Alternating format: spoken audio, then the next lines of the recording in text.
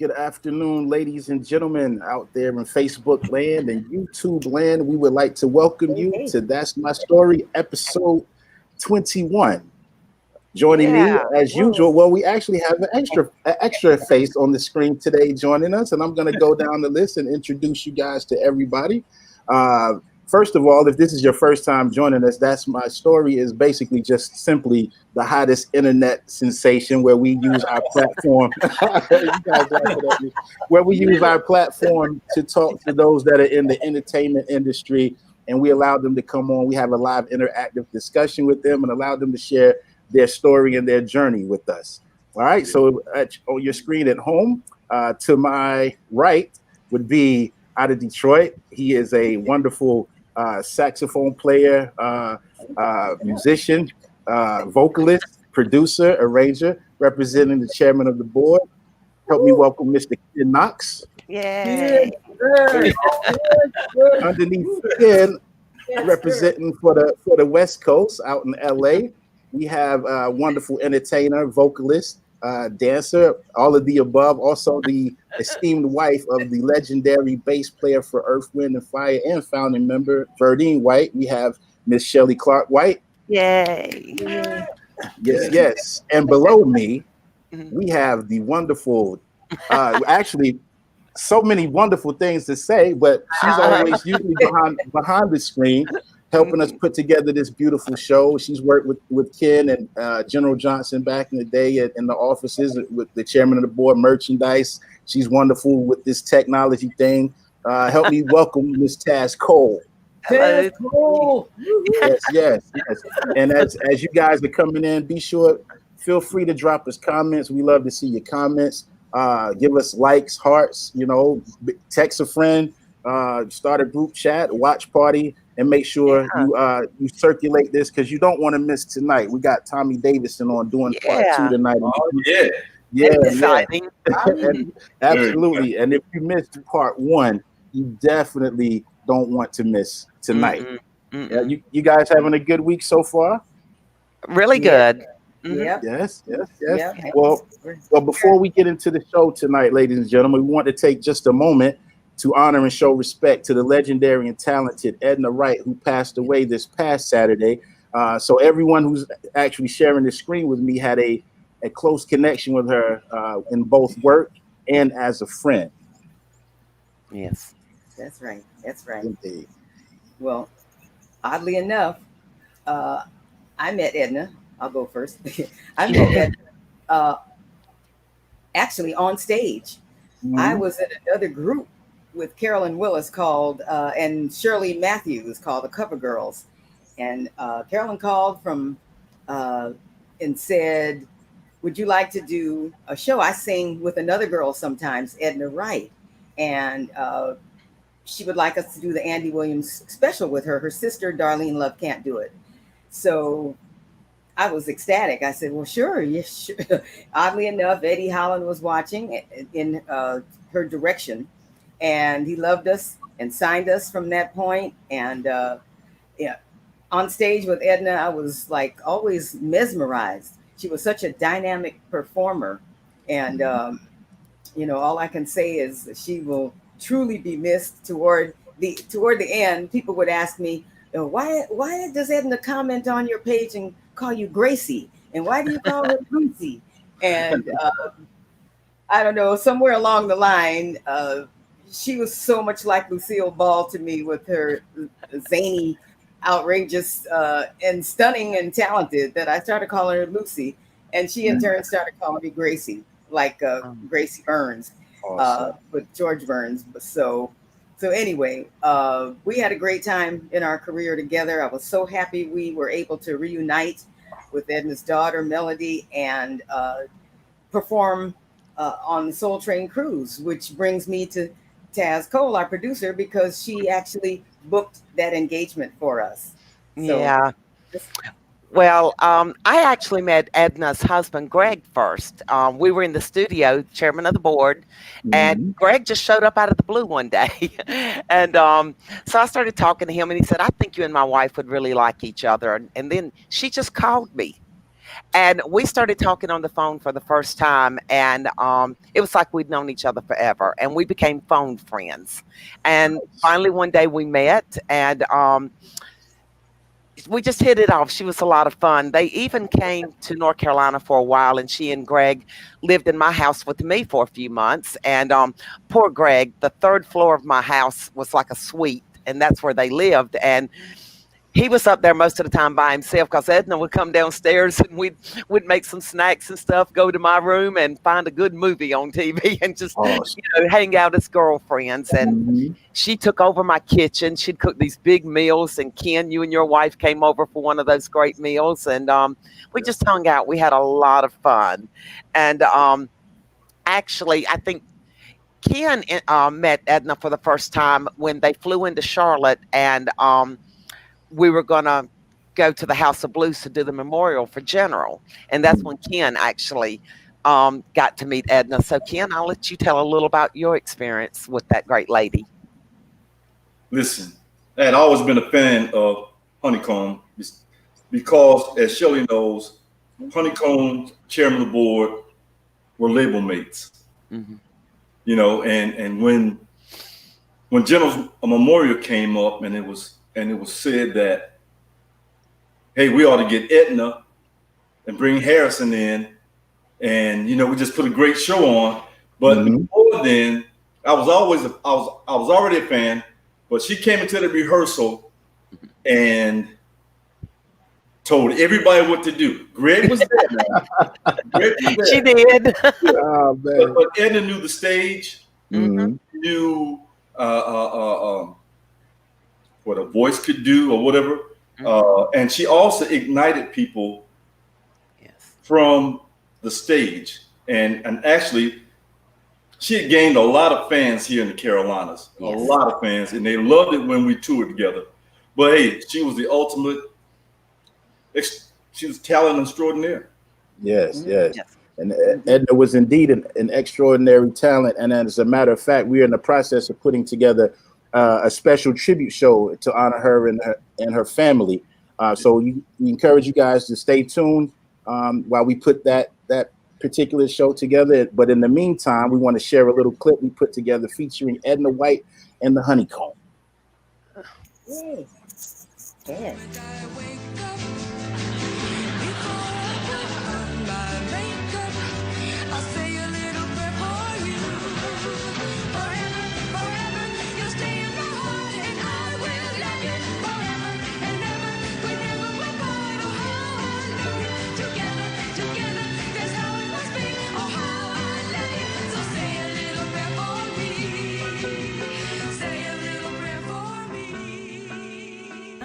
Well, we are the Honeycomb in a way because of Darlene. Exactly. Because she exited out. She couldn't do Andy Williams show. Andy Williams TV special. Backing up Dion and Bert Backrack. Right. That's right. So she passed it to Ed, and she said, Ed said, "Call "Come some on." Girls. Then she called Edward Holland and said, "Take a look. You want to see a great group? Turn on your TV tonight." Exactly. And he did, and we were on a plane the next week. Exactly. That's exactly how that happened. That's how that happened. Three extraordinary canaries. They are the fantastic Honeycomb.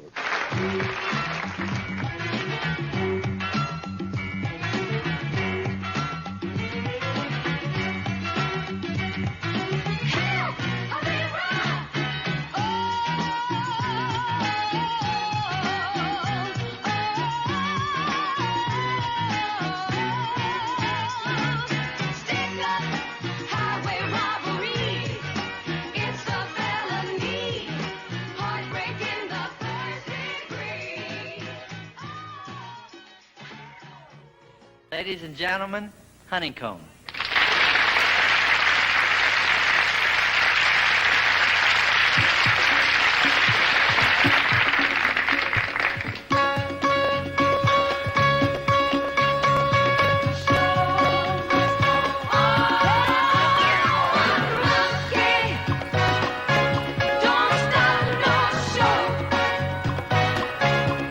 If you don't want my love, you're free to go.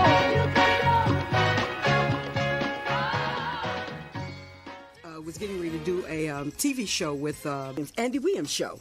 And they asked me if I could find 2 other girls. I said, of course. We did the show, and I called Eddie, and I asked him to look at the girls. And I said, tell me what you think. You know, so I got 2 girls, and I said, and I really want to be in a group. He looked at it, and he thought it was a great look. Speaking of extraordinary canaries, we just happen to have 3 more. Their string of 3 consecutive gold records began with an ad in an imaginary newspaper for a young man, single and free. Said, we'd prefer experience, but we just might accept a young trainee, the fabulous Honeycomb.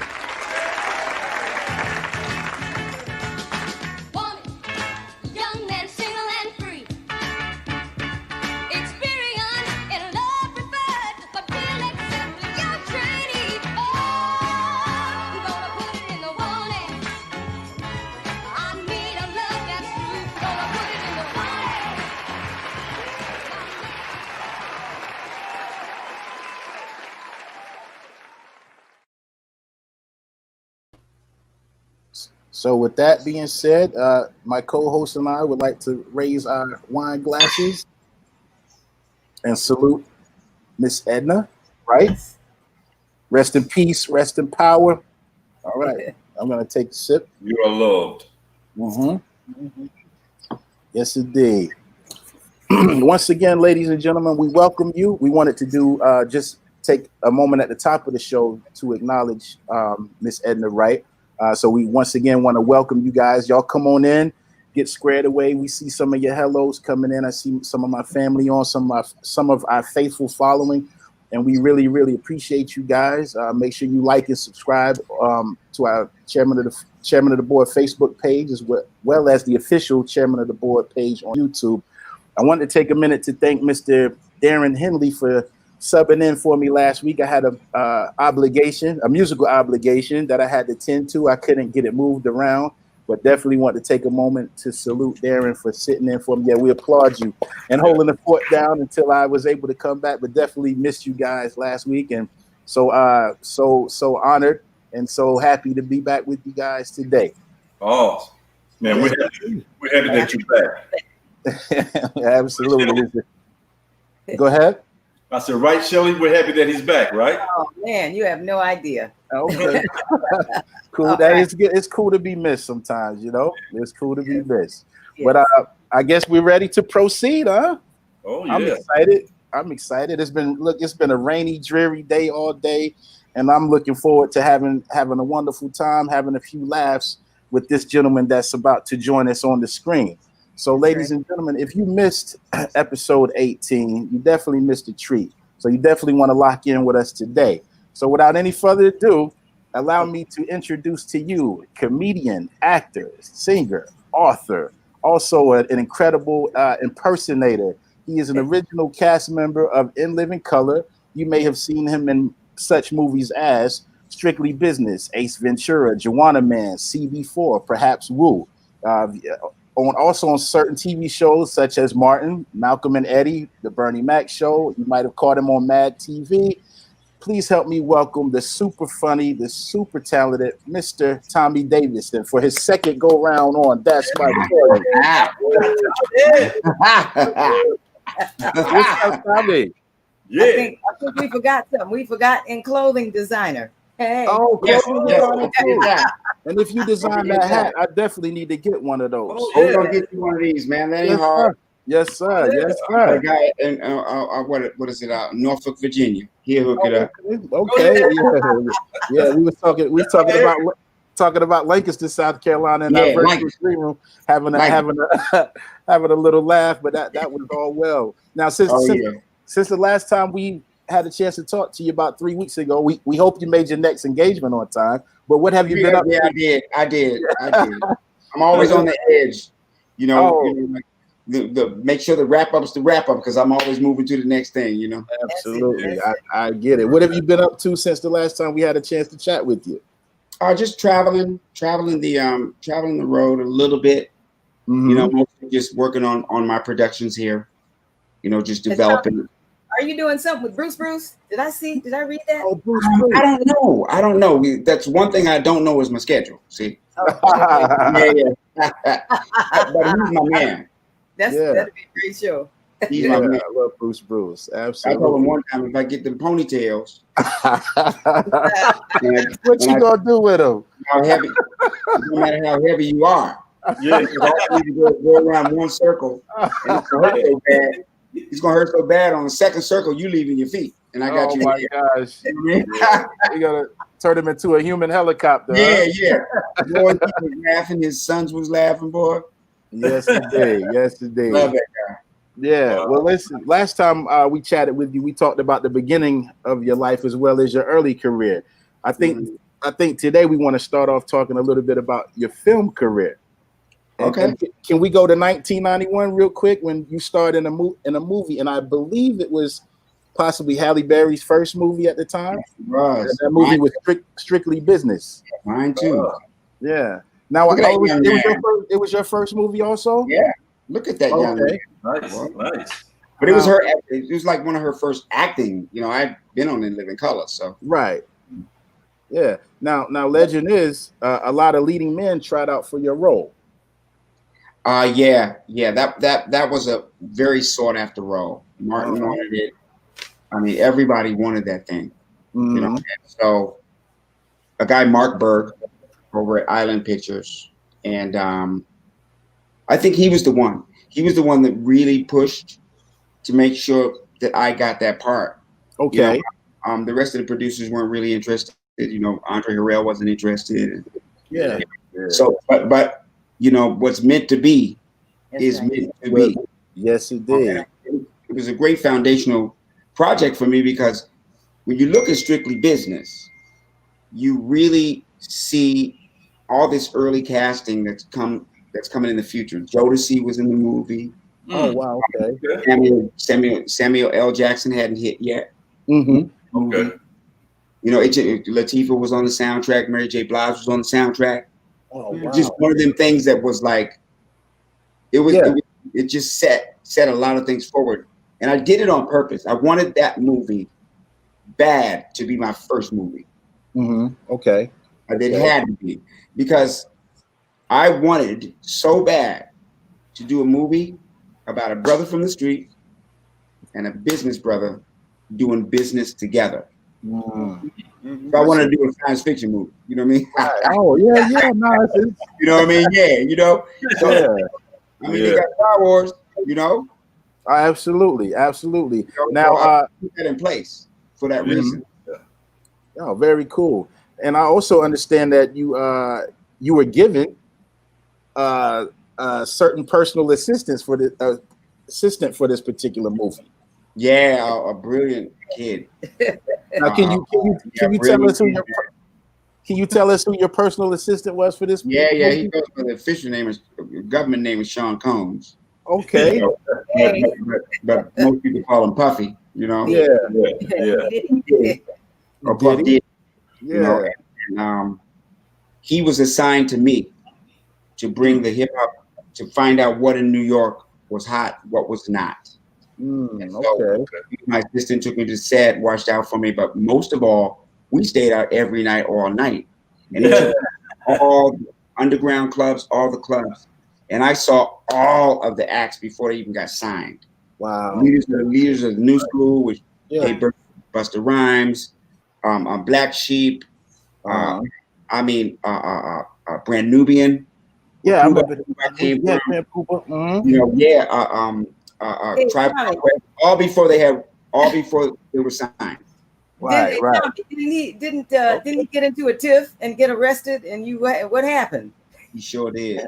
Well, we were pulling up on the set, and an Italian guy, much larger than us. Get your car out of here. Get it out of here now. He said, I'm just dropping him off. You know, get it out of here. And he lunged at him. And I guess it was just really reflex. You know, Puffy brought him here. You know, the blood got to come in here. And he ended up being the son of the head of the union. Oh, so boy. They locked him up, and nobody would go get him. You know, Russell, none of them, Andre. You know, not a bad thing, you know, whatever. But he finally called me. And I was like, where you at? He was at the 14th Street precinct. I knew exactly where it was. I came down there and I got him out on his own personal record. And he probably never forgot that. He always called me family. I mean, it could be the biggest premiere, the biggest party, whatever, the biggest thing, and he'll say that's family. Absolutely, I'm sitting next to him at every single daggone thing. Yeah, and I imagine that was the time. At the time, Puff he's interning at Uptown Records. Was he even doing that? Yeah, okay. and Heavy D. Him and Heavy D. Okay. All the good, because Heavy was the A&R for Uptown. Okay. Oh, so he was learning off of him. He was learning off of me. Yeah. Each one, man. But when Craig Mack came out, and then they did that remix. Flavor in Your Ear. In your ear, I was like, he's getting ready to change the whole industry. Yeah. He's getting ready to change the whole industry because that had LL and all this. It was a new kind of video. It was a new kind of approach to hip hop. Absolutely. Yeah. Well, we do have a clip from the movie Strictly Business. We're gonna get into it. Kind of surprises in your hat today, huh? Yeah. How do you pull them out your hat? Yeah. What happened to you last night? I don't know about you, Bobby, but brothers like me got to go to work in the morning. Hey, you see I'm in the house. Yeah, but you late. Johnson, you wouldn't happen to be just getting here at 9:15. Nah, homie, I was on time. You just didn't see me because I was back there getting busy, you know? What kind of fool do you take me for? I've been in the house, right? Working it hard for 2 whole years. I'm moving up. Up where? Upstairs, land of suit and ties, power lunches, more girlies than you can stand. My homie says he's gonna hook me up, right? So far, blank. And look at the way you dress. What do you expect me to wear, Armani suit? No, but you don't have to speak and dress so...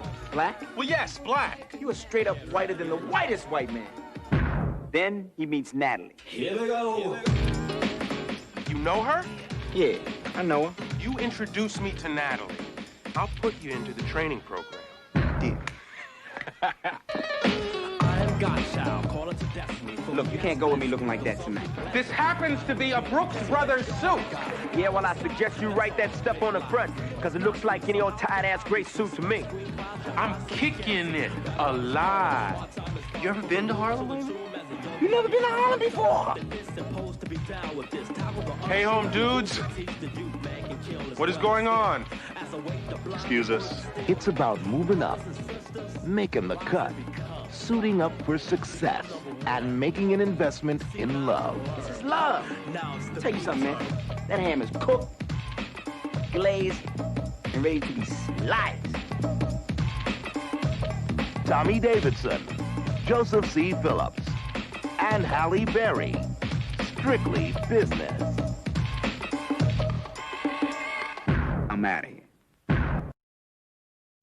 Nice. You better send me that.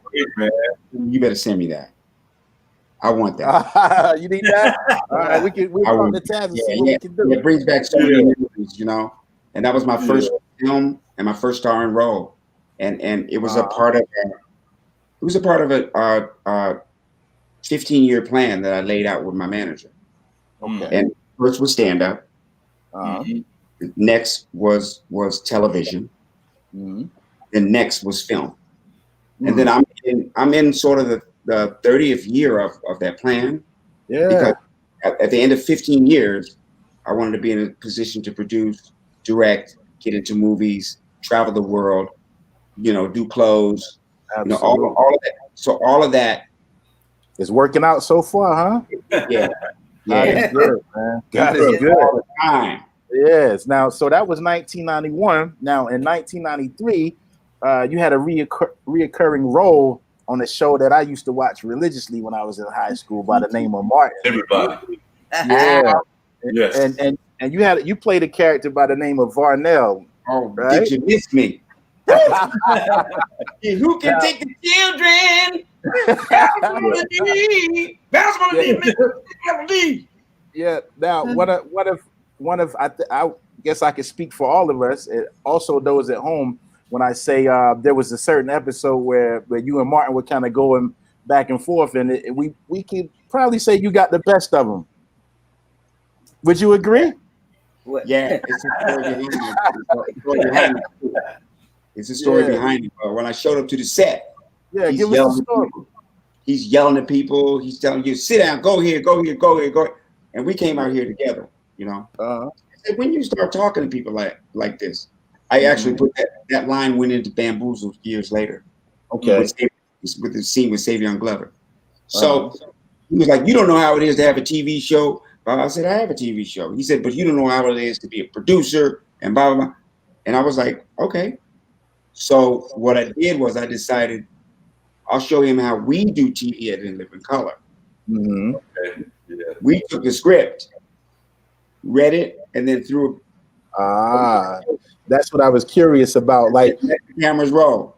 Yeah. So y'all were just going back and forth. You had a basic idea of where you wanted to go, but you just kind of freestyled it a little bit.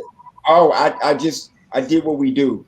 I did improv all over it. I painted a picture for the whole audience. And the thing about it was he was trying to keep them laughing. Yeah. Oh, yeah. Composure because I was flipping it. Yeah. Flipping it all over the place. Yes, it did. Bernie Mac was hip to me because when I used to do episodes of his, he'd say, don't even read the script, man. Oh, wow. Just flow with it. Right. Yeah, he was wonderful. He was wonderful. That's the talent you guys have. Man, it is. Yeah, it was the time. It was the Renaissance. Yeah. So Tommy, you pretty much just set up our next clip then. Yes. Oh, here we go.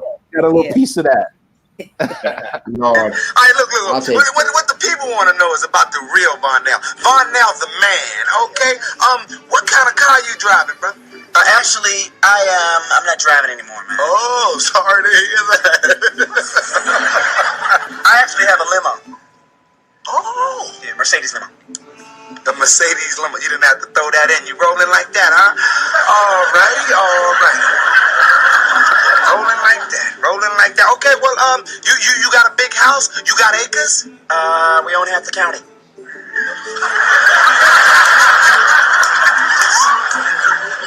So you mean all that's you? Whatever's in the county, all that's you? A lot of investments. We bought homes. We bought stores. Retail. What about basketball courts? Brother, we like the.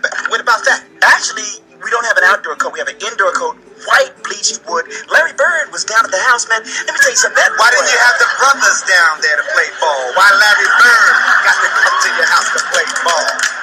Him and Jordan made that McDonald's commercial there. Do you remember that? That was your house. Exactly. That's where it started. Okay, well, enough about that. Do you have a pool, brother? You got a thing you can swim, man. Splash. You got that? Don't have a pool. Got it. I thought I had, Jazz. But we got a 10-mile lake out back. Call it Lake Varnell. Yes, catfish are delicious.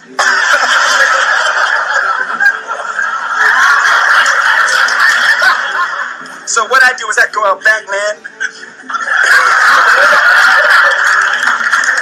Cast my reel, pull that out, fry it, dye it, lay it to the side, red beans and gravy. I ain't too lazy.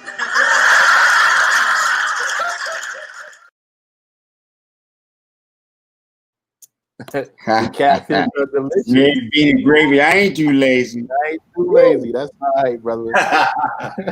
Yeah, no, man. me and Mark are actually working on a project together now. Oh, you are? For a major TV show. Right. And I can't reveal it, whatever, but it's of course. I'm on BET. And all I can say to you is it's on late night, and the only thing I can say is, did you miss me? All right. Okay. Yeah. We definitely got to stay tuned. Yeah. You know, it's very key word. Did you miss me? Cool. So, Tommy, in 1994, you and another funny man from In Living, Jim Carrey, were in a movie together, right? Oh yeah. So how do you feel when Jim Carrey reached out to you about this movie? It was the first movie.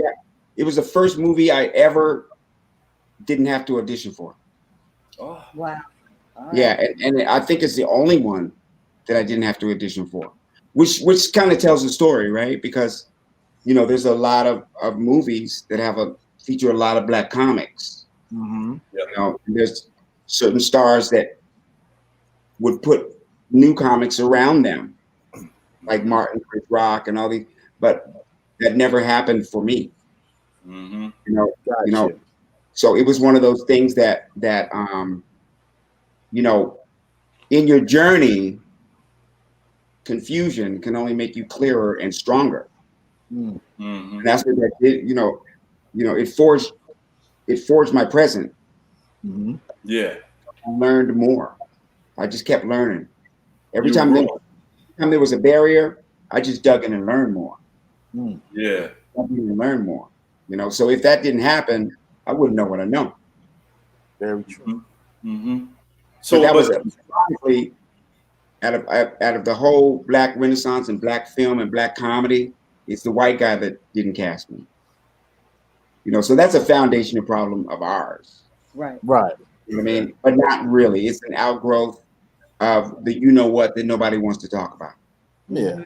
It lasted 400 years, you know. Yeah. That's awesome, man. You know, it's a side effect, you know. Definitely. Oh, I totally understand. A lot of times we don't want to share. Want to share the wealth. Want to keep all the wealth to ourselves. Sometimes, yeah. You know, I'm glad you said about Jim Carrey because I always wondered what type of person he was, and I'm saying he's on point. Oh yeah, he is. He's my man. It's like George Clinton says about the side effect. It's the side effect of what you get when you improve your inner self and function. You know what I'm saying? You know? Yeah. Well, listen. I think we have a clip of that as well. Ace. Come on. Bring it. Yeah. Here we go.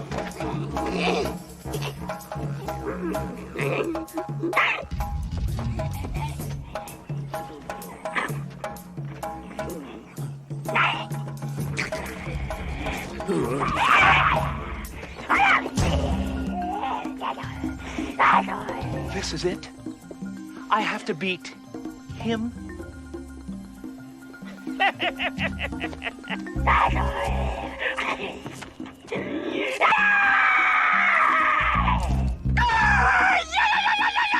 Alrighty then. I must tell you, I do not wish to fight you. Violence is no longer in my nature, but if you want it, you got it, sister!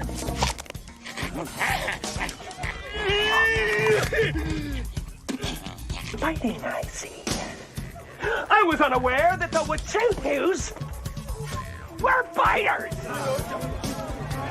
Well, why don't you try this on and see how it fits?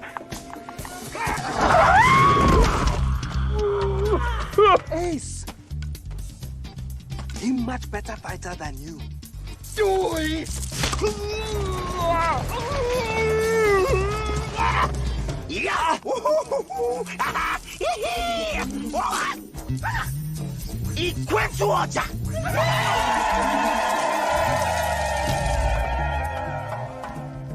All right! This white devil thing has gone far enough. Nobody messes with the dude!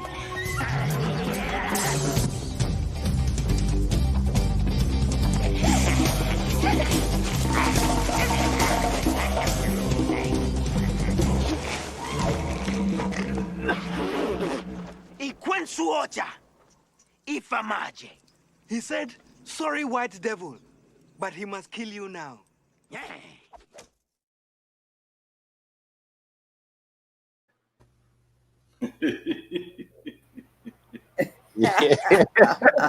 What a scene. That right there. Yeah. That right there is a scene nobody ever forgot. Ever forgot. Yeah. And we thought of that morning. Jim thought of that morning. Okay. That morning. The bad thing, the director, I forgot the director's name. Steve Oedeker. Okay. We all were on In Living Color. Writers. Yeah. So when I got there early that morning, they were like, "We got an idea, man." And since we did that on Living Color, we were clicking. Yeah. So they ran into my trailer and said, "Can you? It's not going to work unless you can fit in this bag." Okay. I was like, "That bag looks small. I don't know, So I got in that bag. He said, "How does it feel?" I said, "I can stay in here for like maybe 3 minutes." You know what I mean? He said, that's all it's going to take. Oh, you know, cool, well, you know, they brought me out and hung me on, dude. And we did that. But check this out. What's up? I was at a theater in South Carolina. Okay, which is where we shot most of the movie. You know what? Really? I felt like that was on some beach in Myrtle Beach. No, we shot that thing in South Carolina and San Antonio on a safari farm that a rich guy owned. Wow. You know, Yeah. And one of the theater guys that worked there, he said, "Hey man, I'm the one that made that bag." Because he was a prop guy on a movie. Okay. He said, I have it. Do you want it? Wow. I went back and it was the bag. It was the bag, man. It's still there. He said, anytime you want it, you can get it. You know, I just ain't want to incur that shipping cost. Oh yeah, indeed. Hey, what part of South Carolina? I got enough stuff in the bag now. Yeah. Do you remember what part of South Carolina? I do not. Okay. I believe it was but where's the word? In my mind. Charleston is where the Charleston. There's some beaches out there on the coast. Yeah, it was Charleston. Okay. All right. Cool. All right. What? Which is a hot town for music, boy. Who comes there from there? I mean, a lot of people come from there. That's true. Very true.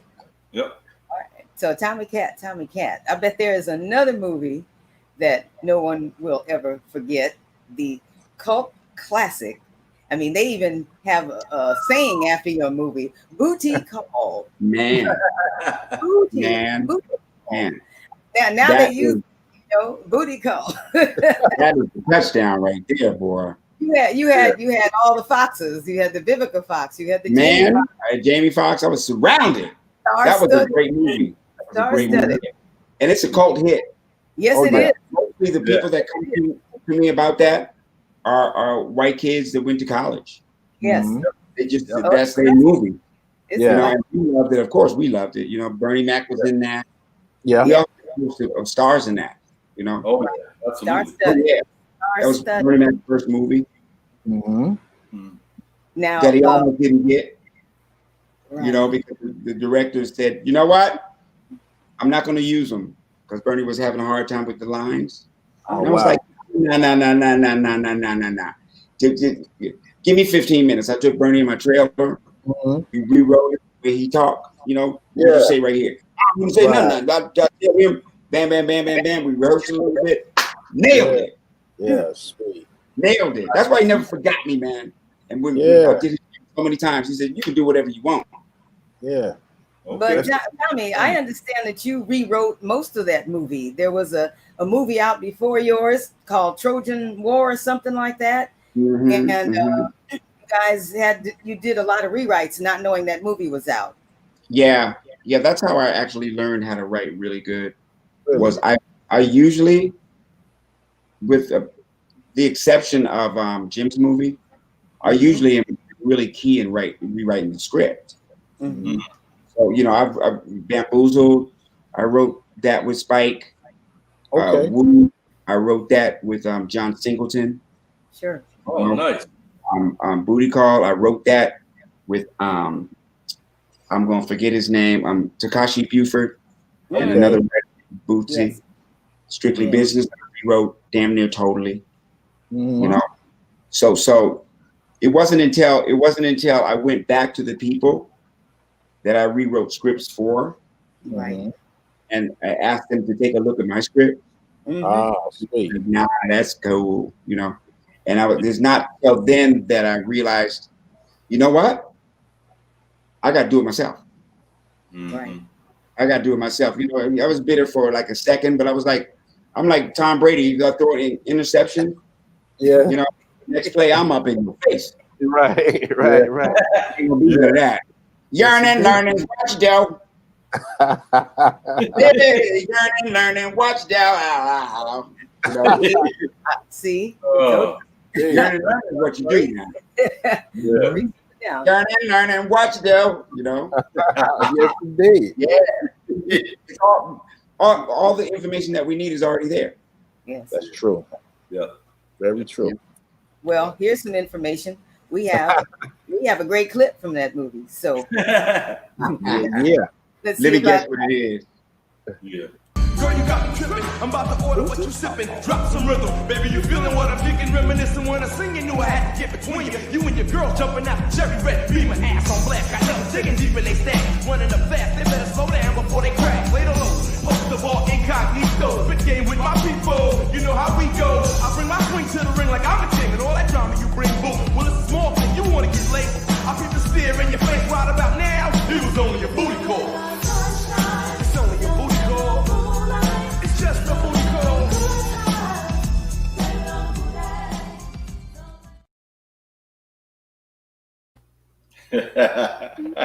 Classic stuff, man. Classic stuff. Now, also around the same time, you were also starring on a TV series aired on Fox about 4 middle-class black men in their late 20s living in Chicago. Yeah, and you were in that series with run. Huh? We didn't get a full run of that. You didn't get a full run? Yeah, it was a good show. Yeah, that you were on there with a guy who shares my same last name, Mr. Kadeem Hardison. Oh, really? Yeah. I don't think we're related though, even though that's not a common last name. You know, people used to do stuff like that in high school. I was like, I don't think we. Yeah, I'm sure we can trace it to some master somewhere. Exactly. Was that your first project with him? Yeah, it most certainly was. Him and Dondre Whitfield and Kelly Perrine. It was a once again blessed man. You know, I get to do a TV series about 4 professional black men. Now that still ain't a show on. Still ain't a show on like that. Mm-hmm. Very true. Very true. Not athletes, not rappers. Yeah. Just regular money making people. Mm-hmm. Yeah. Is that a part of your selection process as far as your TV shows and things like that? You want them to have a certain message as far as the characters that you're gonna portray? If I can have that opportunity. You know, okay, I'm an actor, so if the script doesn't matter what genre it is, you know, if the script is good, then I'm an actor. Okay. But if it's cherry, if it has to do with Africans, people of African descent that are seen with a good character, seen with morals, seen with work ethic, with compassion. Right. It's seen emotionally balanced. Right. But that's the ideal roles for me, because those are the roles that are that and the movies that are here and there. Right. You still haven't had a parallel to Strictly Business. You know, so that illustrates my point. Gotcha. So kind of brings balance to otherwise what we would know as a society. Some in certain ways. Okay. Yeah, you know, we can have a guy, Matt Damon. You know, he natural born killer, a spy that travels the daggone world.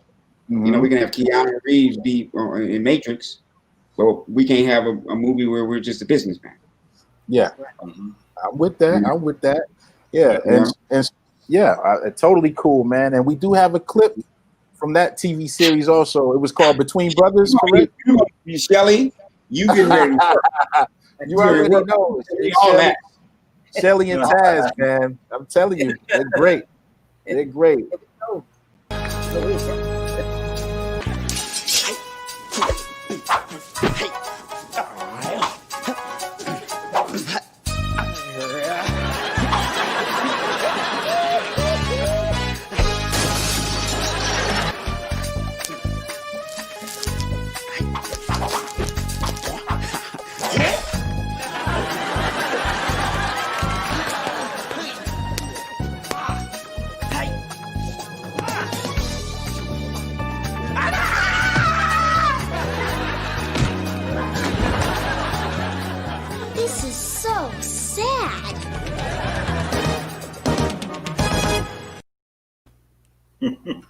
Awesome. Yeah.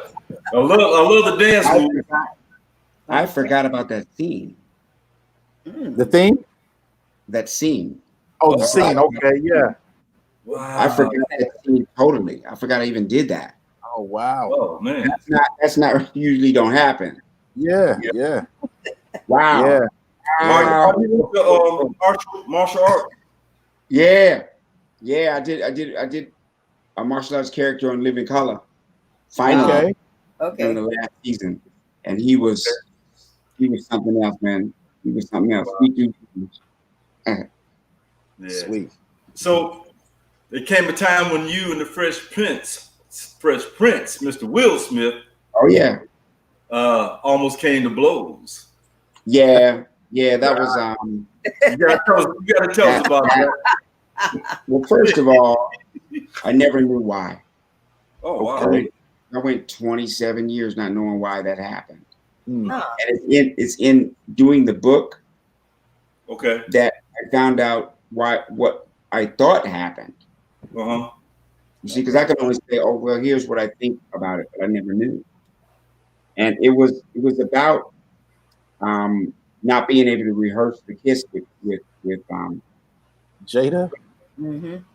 And I wanted to rehearse that. You don't just do that. Mm-hmm. You know, the person. And they were rushing. And the producers told me, don't worry. She just said, go for it. Do whatever you need to do, blah, blah, blah, blah. And so I'm not going to do that anyway. But as I do it, she seemed a little stiff, you know?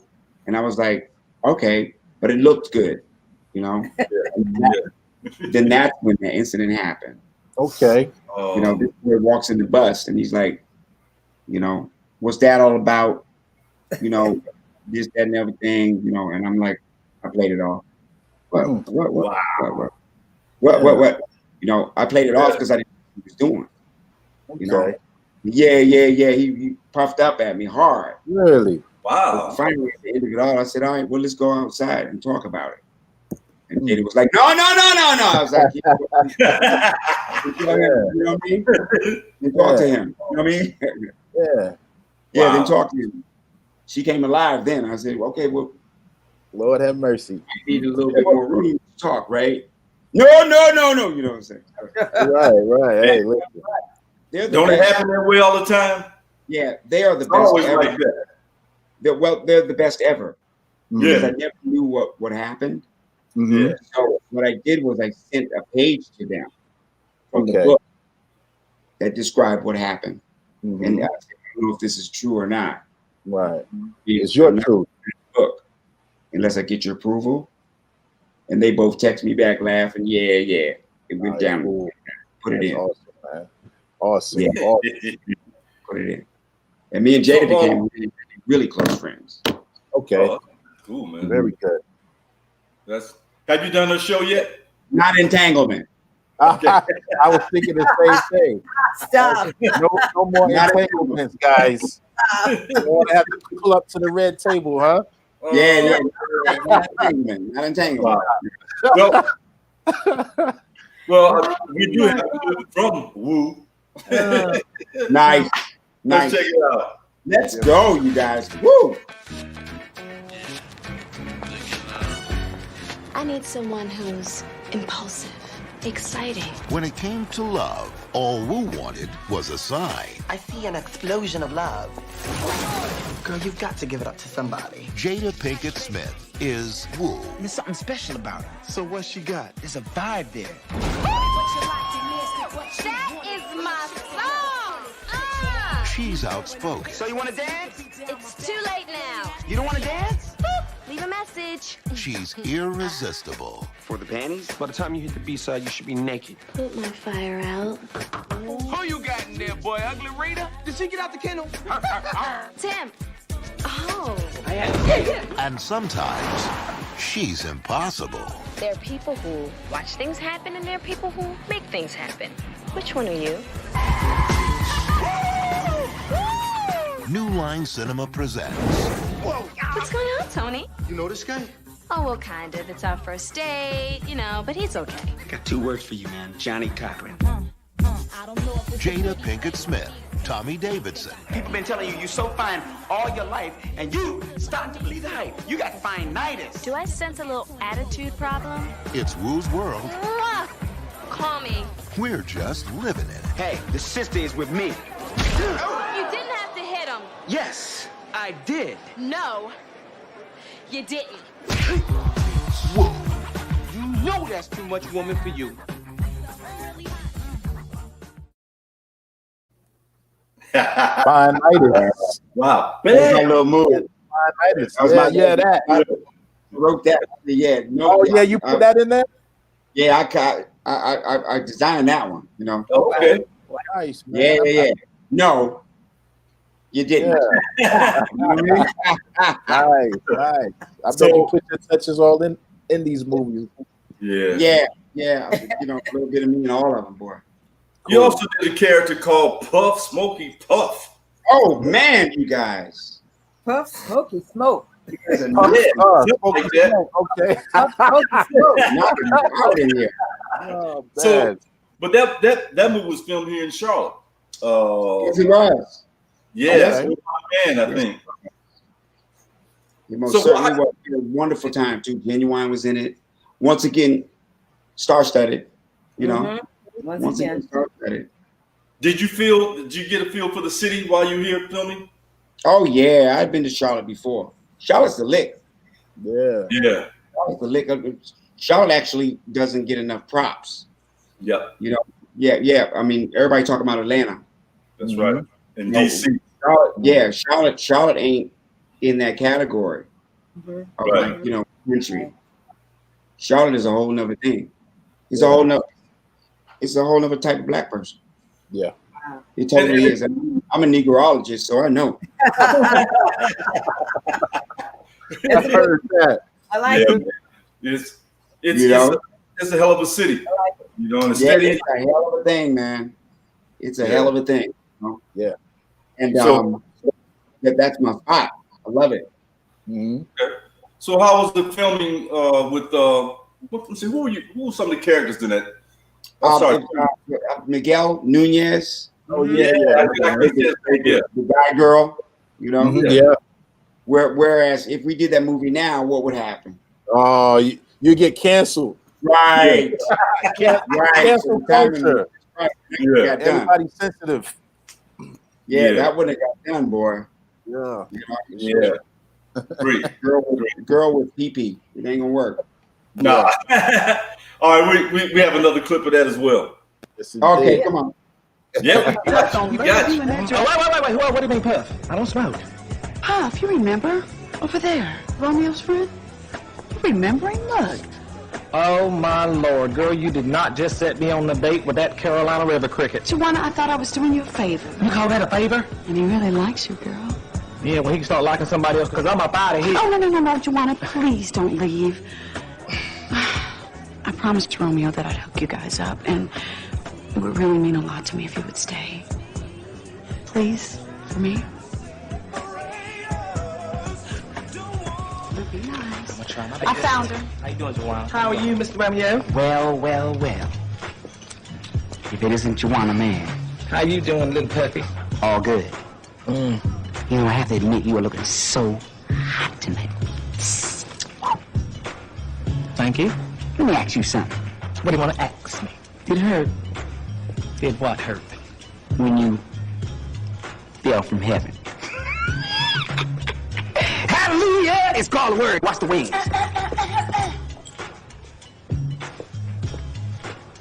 Let's have a seat. Let's have a good evening, huh? I got the chair. Sit and listen. Good evening, folks. Would you like to hear the specials? No, don't want to hear any specials. Just get me Cosmos, heavy on the vodka, and just keep pouring them till your arms get tired. I'll have a glass of champagne, sir. No. Hold on. My man, bring a bottle of your best champagne for the table. Yeah, bet that. And some strawberries and some shrimp cocktail. Have we decided on dinner, or do you need some more time? No, don't need more time. Get me... Stymie that. That's when you're going country. Country got you crazy. 4, 10, 3, 5, 7. The young lady wants a filet mignon. You know, little hunk of meat, little pink on the inside. Let me know. How do you like it? How do you like it? I'll have the, I'll have the snapper. Girl, you on fire tonight. I like it, though. Oh, my God. Man, country got you crazy. Oh, man, you were being you for real. Oaktown 357. You know? Yeah. That was for my black people up in Oakland. You know? Yeah. Okay. Yeah, I told you I'm a meteorologist. You know? Yes, sir. I did Oaktown 357 up there for them. Okay, got you. So that's what I was looking at. We all got our own, you know? Yeah, nice. Nice. Well, Tommy Cat, let's talk about Mad TV. Yeah. Woody Johnson. Shelly, you're going to have a job on your hands. Woogie. Yeah. That came about because the executive producers of that were on In Living Color. Okay. So they really just let me do what I wanted to do. One of the producers was a really good friend of mine. She was an extraordinary writer and comedian. I keep her in my office. She actually passed away. She actually passed away, but she was just one of those giving people, you know. She's just one of those giving people that just gave me the opportunity to write and do all the things that I needed to do. There was not a barrier between us. Right. You know what I mean? So those are the kind of relationships that are in my book. Yes. For somebody to have a map to guide themselves through the rough seas of life. Absolutely. Like people provided me with, you know, Shelly, just friends of mine that just, you know, when it was going down, I remember Shelly told me one time, you know, when something bad happened, and she said, you just got to learn to laugh. You know, you got to learn how to, no, she said, you need to learn how to take a joke. Yes, that was it. That's it. Laugh. That's it. Ain't no joke. You know, Can't you got to take learn how to take a joke. That's Yeah. right.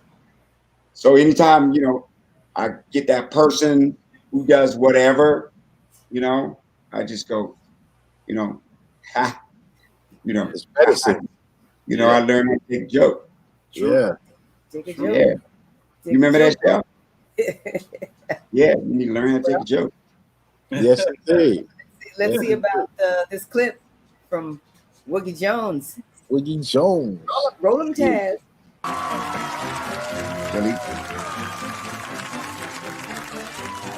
Welcome to the big 200th anniversary show. Now, my first guest holds a master's degree in assology from Snacky Johnson's Institute of Love, Woogie Jones Johnson. What up, Woog?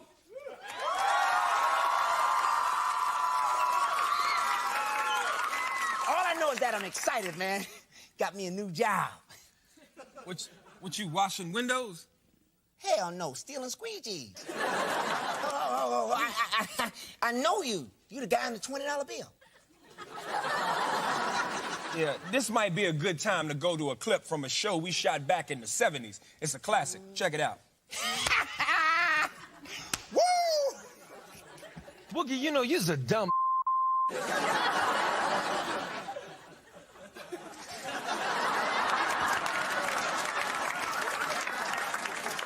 I tell you, boy, that was one sweet-ass moment. Now, let's move on to our first topic. Healthcare in the hood. Our people are suffering. High blood pressure, low blood pressure, no blood pressure. And too many damn babies. Bitch told me she was wearing a condom. Now, I wish I had me a baby. Then you need to get with Woogie here. The boy craps his pants, sleeps all day, and can't get enough of the nipple. Now, let's move on to our topic we're talking about here, healthcare. I don't think there's anything wrong with the healthcare in the black community. That's right, I was at the free clinic today. Doctor gave me a good news. He said my test results came back, what? Positive, what? Positive. Let's roll to a clip.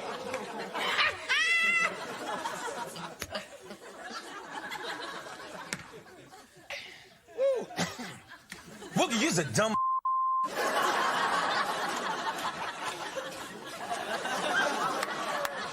Well, that's our special 200th episode. And remember, keep us in mind for your Emmy consideration. Just vote for... Shout it out, President Cracker. Real Talk. talk.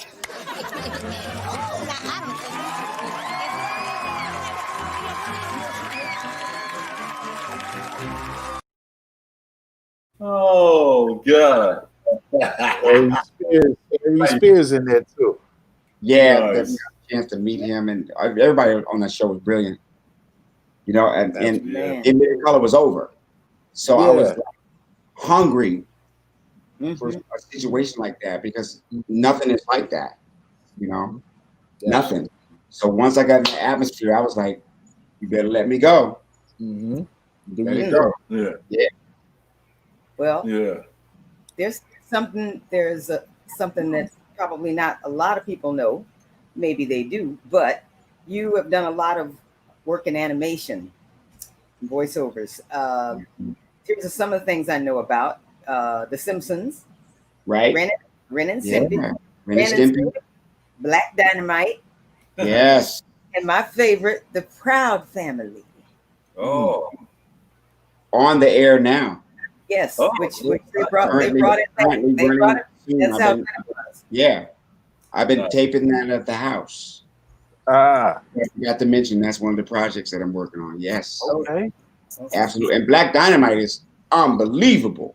Yes, I like that one. Have you seen the animated thing? Yeah, it's The crazy. same animators from Check it out. Unbelievable, unreal. Right. We It is so good, ain't it? In a minute. You gotta check that out. How long was The Proud Family on? The Proud Family was on 5 years. Wow.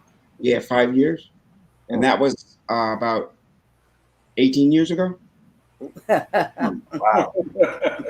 Oh yeah. You talking about longevity, man? Woo. You know, Yeah. who are the other voices with you in that? In the Proud Family, Cedric the Entertainer, Kyla Pratt, Wow. their names, but and in the Proud Family we got guest stars, Right. Alicia Keys, Smokey Robinson, like just all these. And what they would do with me is when they had a guest star, bring me in to work with them. Okay. So that was cool. That was real cool. Definitely. Well, we're gonna show a clip of that. Yeah. Come on. The Proud Family. Tommy's animation. Something smells good up in here. Looks like squab. Squab? What squab? Pigeon. Oh. What's wrong? We eating your cousin? You know what will go good with this? Some cold duck.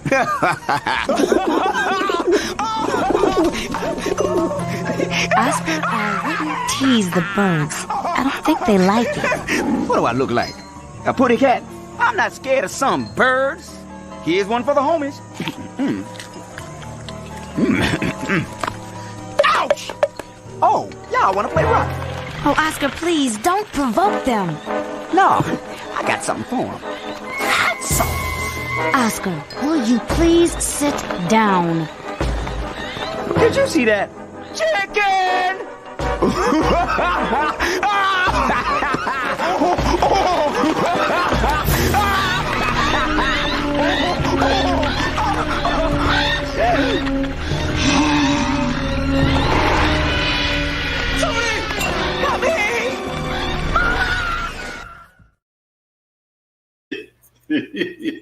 The thing. Good stuff. No wonder they brought it. Yeah. No wonder. I forgot about that one too.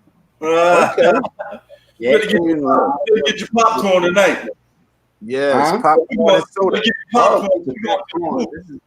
This is Shelly's got a lot of work to do. He's going to send all those clips to me. Yes. Hey, tell us about this character.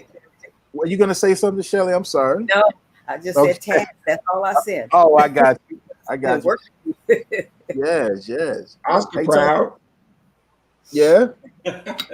The thing they did about Oscar Proud is Ralph Farquhar and the other creator, Bruce Smith.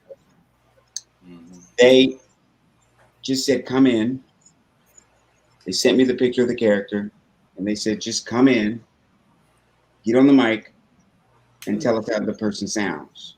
And that's how I did it. I got him right here. Okay. I keep everything around me, you know.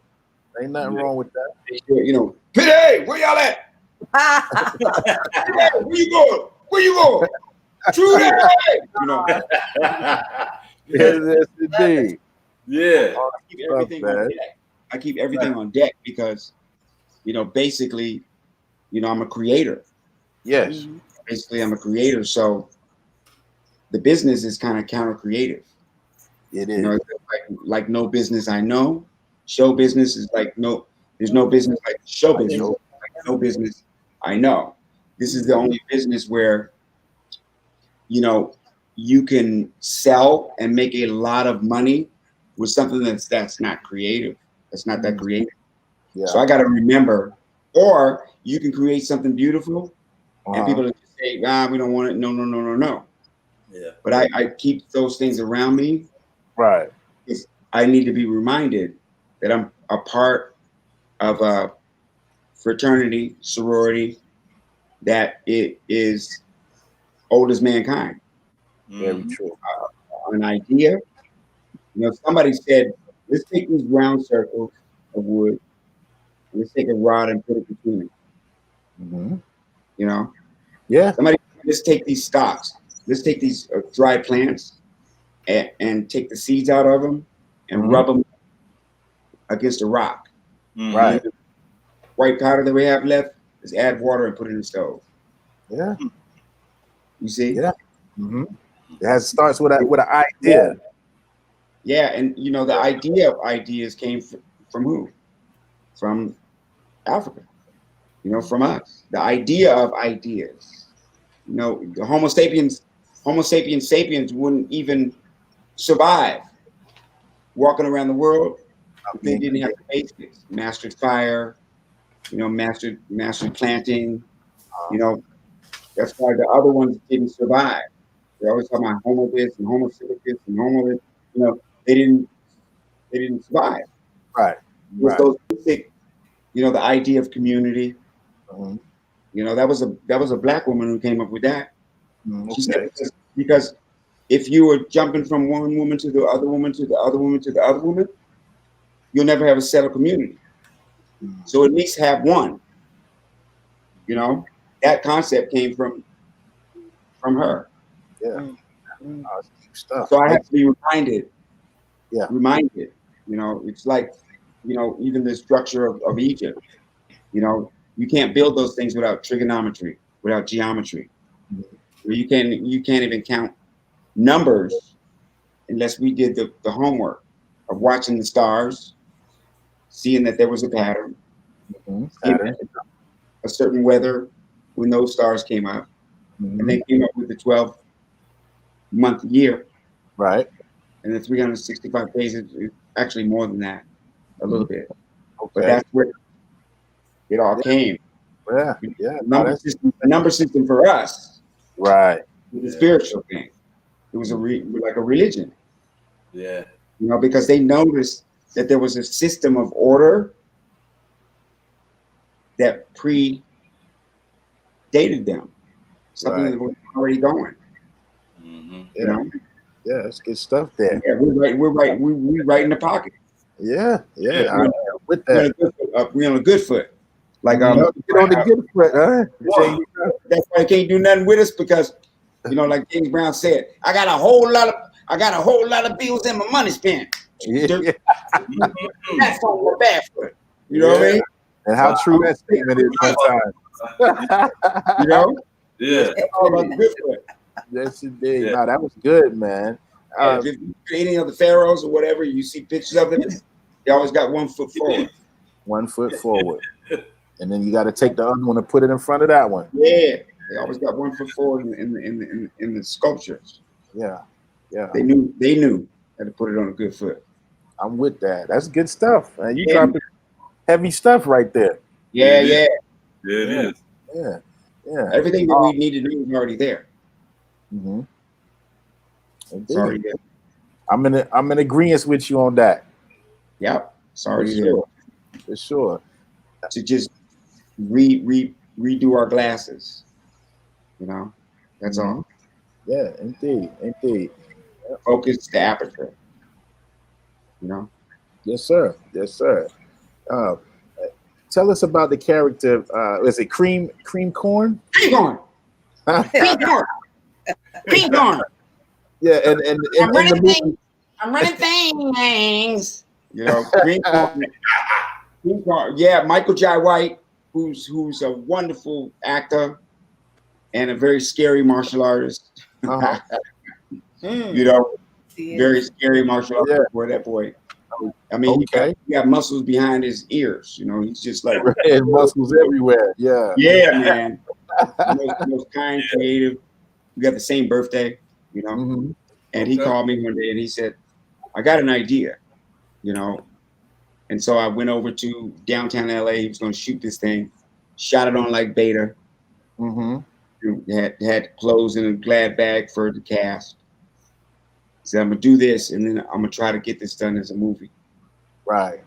And I want you to be in it. You know, so I want you to be Cream Corn. You know, so I actually was a part of. Well, actually, that makes what I said about Jim not true. You know? I didn't have to. So good for y'all. You know, bring me that balance. Because you know, song, what a difference a day makes. 24 hours. You know what I mean? Yes, that's what that song's about. You know, absolutely. Cool. And I'm sure you won't mind if we play a little clip from that movie, huh? Black Dynamite. Black Dynamite. If Shelly don't mind sending that one to me too. Okay. Let's go. Let's get it. Take a joke. That little old half a player Cream Corn was with him. You remember Cream Corn? So, where's Cream Corn these days? Yep, that's right. I'm running things. Cream Corn. That's why they call me that. Smooth. I got more measure for your pleasure. Stick with me, baby. I'll have you farting through silk. And let a nigga mess with me. I'll jump on him. All 93 pounds of pure dynamite.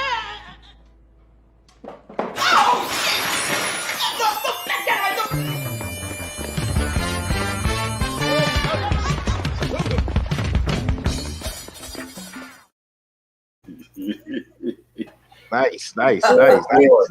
Oh, boy. Yes, now, so and you also appeared on Everybody Hates Chris. Right? I sure did. I think the legend has it that's CB4 right there. His movie CB4. Okay, that's CB4 as well. All right. Yeah, me and Chris met years and years ago. We met in I think '88. Okay, wow. Eddie protege. Eddie Murphy protege. Okay. You know, so now he was in the Hills Cop too, I think. Okay. That was his debut into comedy. So both of us we were what they called the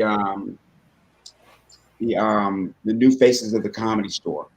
It was me, Mamie Ali, Pauly Shore, you know, and Pauly Shore. Yeah, Mitzi, the owner of the Comedy Store. Right. Us to be the next name. So she let us in the main room. She let us play all her clubs. Yeah, cool. That's a wonderful person. Now, Everybody Hates Chris was like was that a parody of Everybody Loves Raymond? Yeah. Okay. Definitely. Okay. Oh, definitely. Cool deal. Oh, yeah. That was a good. That was a great show. It was a great show. It was a good idea. They're gonna jump on me for this because they say I always bring Verdine White into it. But as you should. He did a great episode where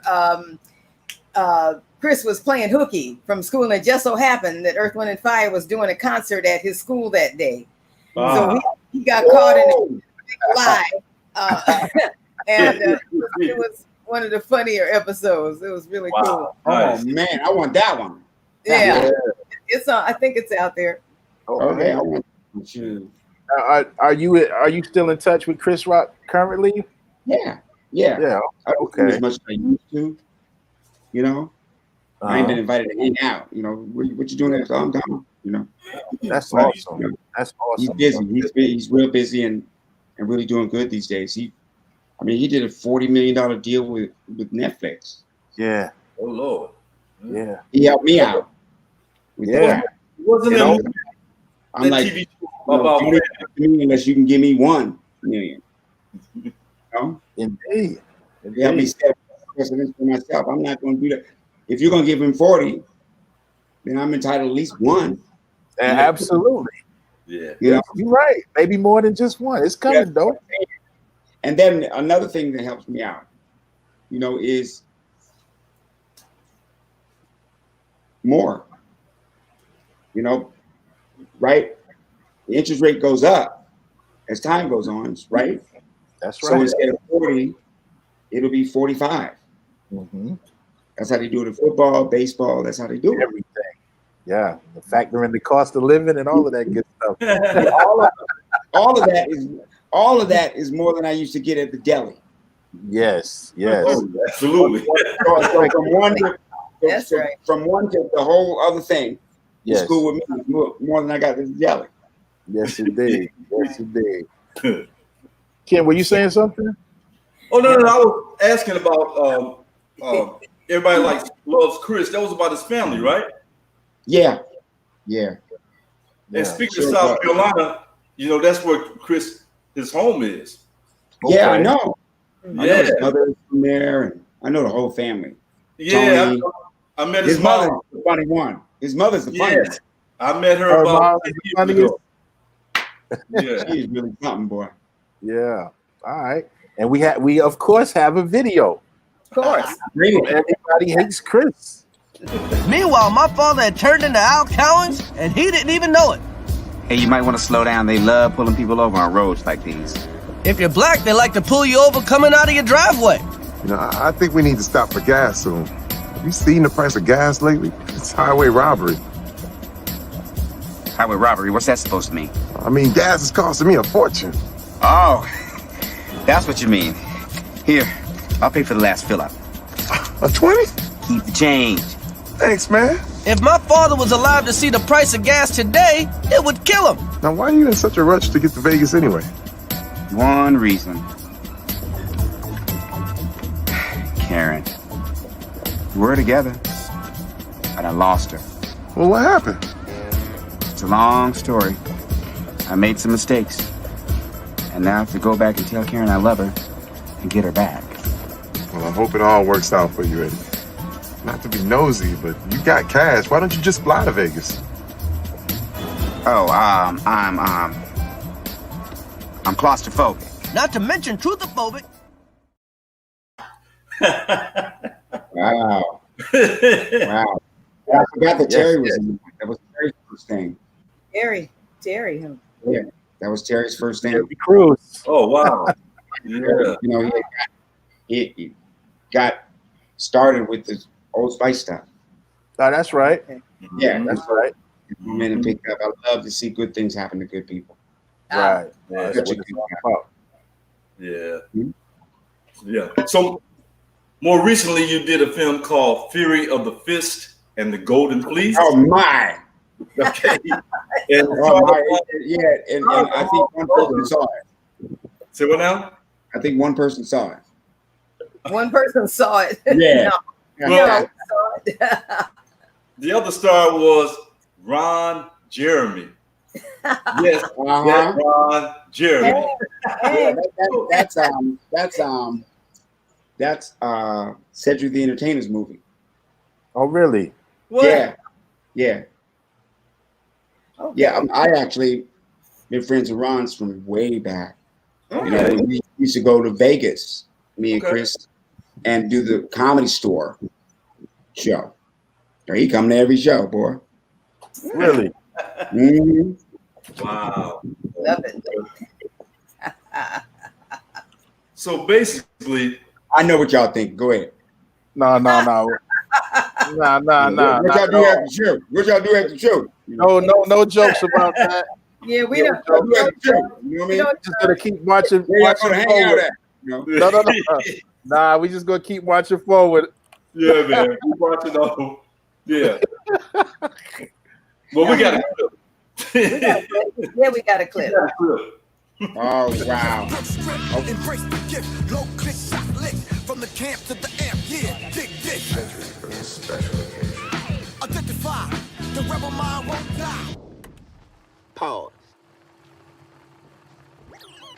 I get it. Chains. They're still here. Okay? Brothers wearing gold chains. The chains that came from slavery. The chains that held us down. It's gonna change. Gonna lead to riots. Okinawa, unpause. Dig it? Change. And change gonna come. As a matter of fact, it's gonna be a black president one day. Black president? I know, yes it is. It's gonna be a heck of a future. He's gonna start out looking like Carl Lewis. Yes. He's gonna end up looking like Benson. The future is looking bleak. They're gonna have security guards at Popeyes with guns around niggas with chicken. The fifth sign of power. Okay? Sign of unity, love, brotherhood. I mean, the Beatles and Woodstock and all that stuff don't mean nothing to what this brings to the world. We put it in the air. Retract it. All right, pause back to you. Okay, now.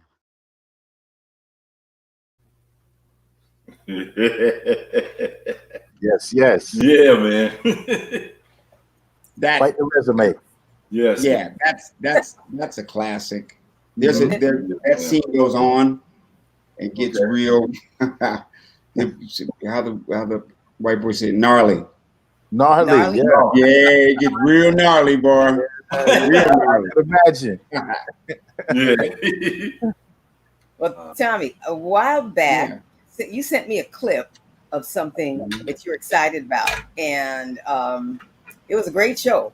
If I have this right, originally you turned down doing it, and then the president of the network called and told you, "I'll give you whatever you want. Just vacation, creation." Yeah, that was a gift. Yes, that was a great. You got to go everywhere, right? I mean, for 3 years. Whoa! I traveled every corner of this earth, from Australia to Greenland to Spain, Monte Carlo, Alaska. We stayed in Alaska, boy. Yeah. I think that's the best thing about the show was, I was helping people. I got to be like my mother. Here's some examples of the episodes. There was one brother, a black police officer. He'd gone blind in one eye. He was going blind in the other one fast. So he asked me to take his sons to Alaska. So we did that. And they had a wonderful time. And then they flew his partner in, surprised him on the deck of the ship, gave him an award for the whole thing. There was a lesbian couple from Baltimore, black girl and white girl. And they got married and were just going on their honeymoon. Yes. And one of them had a child. And the child was eating candy, choked, and died. Whoa. So we took them all over Samoa and were blessed to spread the kids' ashes at sea. And then we married them again.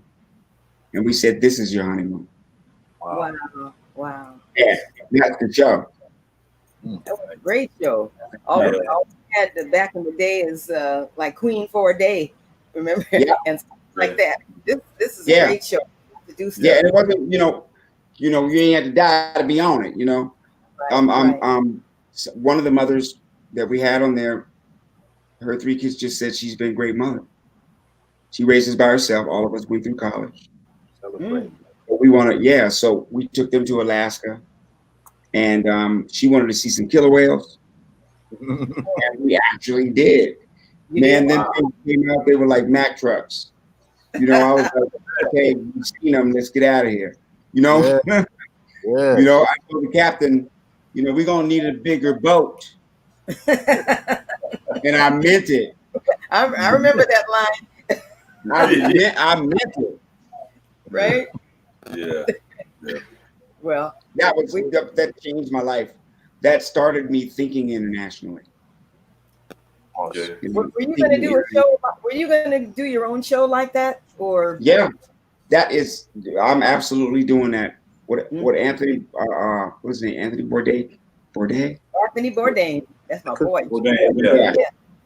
That I want to do a show like that. Yeah. For me, why not? Why not? You're a chef too, right? Well, I just say that we built the world economy, so why shouldn't we be a part of it? We built the world economy, right? Yeah. So why shouldn't we be able to take advantage of it? Very true. You know, you can't tell. Ain't one country in the world that ain't got touched by our cotton. You know, heavy facts. Yeah, they can't even get dressed without it. It's on their draw. And other places. That's right. Oh man. Well, and other places too. We're going to show a clip. Vacation creation. I'm Tommy Davidson. And I'm Andrea Fetchko. We're traveling the world on the most magnificent cruise ships to give one deserving family the vacation of a lifetime. Join us for spectacular destinations, unexpected surprises, and a luxury voyage you will never forget. Watch dreams come true on Vacation Creation. I actually watched that on Saturday afternoons. Yeah, I did too. Yeah. Awesome. That was really a really important show for me. And my company, One Song, is an international company. It's not just creating shows and movies and stuff for North America. It's creating shows around the world. Yeah. That gave me that idea. One of my ideas, just so you know the type of company that I'm going for, is I want to do a comedy sitcom out of a shanty town. Yeah. South Africa. Okay. Wow. More people live like that than people live like us. That's true. They look like us. So why don't I go do a show? And all of them got a little cable disc. So why don't I do a show about them? They're an extension of me. Yeah. They love each other. They want good things for their kids. Right. That's right. You know, they love the big universe. Yeah. So that's one of the things that I really want to do is do a sitcom there, and then I hope I can do in Rio too. Yeah. Do as many shows as I can in the shanty towns. Yeah. You know, they keep the economy rolling. Absolutely. That's true. Very true. Yeah, they similar to us. You know, as soon as they get some money, they want some Nikes or something. I tell you. And probably some cell phones. Yeah. Man. Yeah. So I'm going to try to do that. All right, that's what got me thinking that when I started seeing all the news of the earth and saying, wait a second, you know, when I went to France, you know, when I went to Russia, when I went to all these different European countries, Spain, and I saw the opulence, you know, it made me realize that we built it. Yes, indeed. Yes, indeed. With the exception of Russia, because they had serfs, but it was the same system. Yeah. You know? Yeah. And Lincoln and them didn't give Lincoln and the Tsar didn't give up slavery and serfdom because they thought it was wrong. They gave it up because they couldn't engage in the industrial revolution without it. With it in place. They couldn't make it work. Right. You know, because the industrial revolution was coming. They said, you know, we got to get to the act. Oh yeah. Yeah. Again, heavy facts. Yeah, heavy facts, man. Love it. Yeah, in our virtual green room before we came on, and you were getting yourself situated.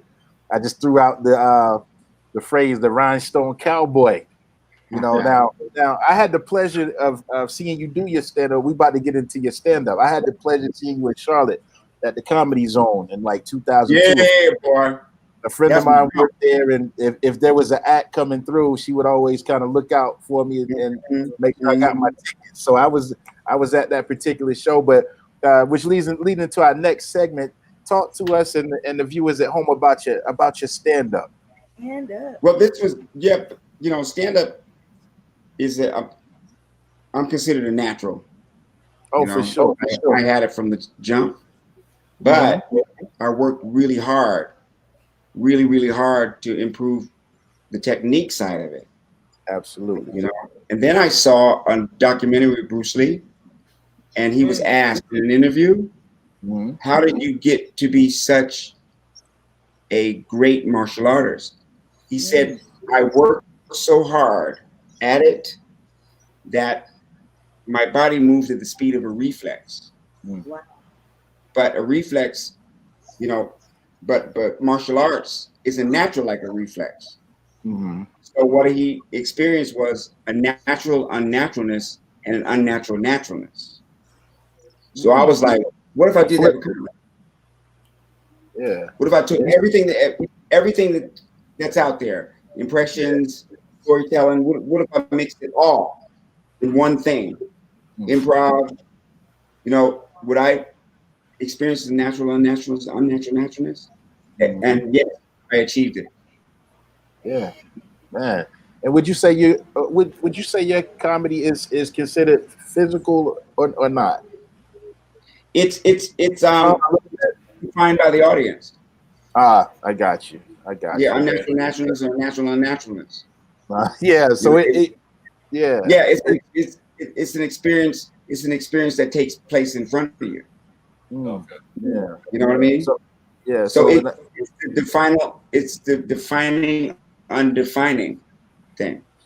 So say almost like I have a box of 64 crayons. It just depends on which color I decide. Okay. Hey man. Yeah, what you gonna do now? What you gonna do? Having 64 colors is way better than just the 8, right?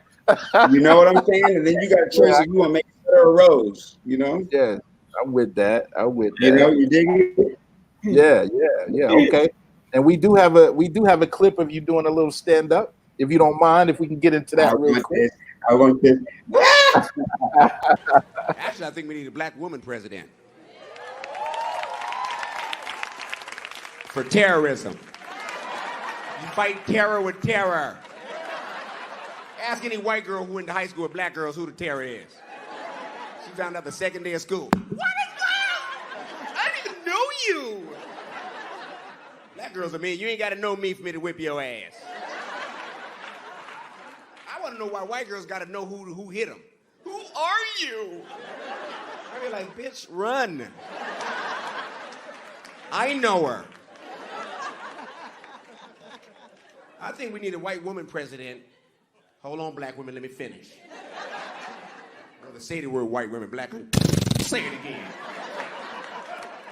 I'm not talking about politicians. I'm talking about any average all-American white woman walking the streets of America, because we don't know who our heroes are. I don't care where you are. You can be at the Best Buy, CVS, Toys R Us, IHOP. If it's some bull, who step up for everybody? White women are like heroes. You ain't never been in a grocery store 15 minutes, no managers, no cashiers? White woman to the rescue. They make announcements for everybody in the store. Hello! What in the hell is going on back there? Son of a bitch! Everybody giving a high five. You're welcome. You guys can stay here. I got to go to Home Depot. You never been to IHOP trying to get a table on a Sunday afternoon? Impossible. White woman to the rescue. And I admire white women because they don't just start going off. They do public polls first. You always know a white woman gonna go off because she start getting eye contact with everybody real slow. She's heating up. She started doing little interviews. How long you been here? Yeah, that's bull. Yeah. Hello, help us. And they're negotiators. They can negotiate with the manager. Are you the manager? Yeah. Here now. Primarily, we're just here to get pancakes. Black people love white women because you know what? They always refer to us, man. You know, we've been here like 30 minutes, 40 minutes, this guy 45 minutes. But maybe Shaquanda has been here too long. With her 2 children, Nikki and Ebony, okay? Ebony's running out of Kool-Aid, for Christ's sakes. That's me, I love you. That's good stuff. Oh yeah, I missed that. I missed that. Was that pre-Karen? Huh? Yeah. I said, was that stand-up? Yeah, definitely. Ironically, that was on the show. We came back. Oh you my know? gosh. Yeah. Let me stop. I'm just kidding. No. I'm with you on that. What are you talking about? Yeah, all right. Hey, I gotta be him next week. You gotta learn how to take a joke. Shoot. That's true. But you know, Arsenio couldn't take a joke. Yeah, okay. He could not take a joke when we did him on our show. Oh, that's right. When Keenan would impersonate him on it and live He like that at all. To this day, the long fingers. Feel a little. Yeah. Yeah. So Tom, you ready to take some? Shelly knows him well because of Eddie. Oh, okay. Arsenio, he said Shelly knows Arsenio well because of Eddie. Yeah, Eddie Murphy. Yeah, he was around during the era when I came into the business. But him, Eddie Murphy, Arsenio, Eddie Murphy, Robert Townsend, and Sinbad, and Keenan, are responsible for my career. Absolutely, that's awesome, man. Nice. My career, and Michael Williams over at the Comedy Act Theater. Okay, that's awesome. You know, I'm a piece of talent in the town that was forged by all black men. How awesome is that? All my first breaks came from there. Yeah, that's something. Yeah, within itself. Yeah. Yeah. Robert Townsend definitely should get credit. Oh yeah, Robert is the one who taught me to be a writer. Yes. Yeah, I went over to his house. I had some commercial audition. He said, "Come on," and we took it apart and did this thing. He said, "You know what? You're a writer." Really? I am. He said, "Yeah, I'm watching you. I'm watching you put this together."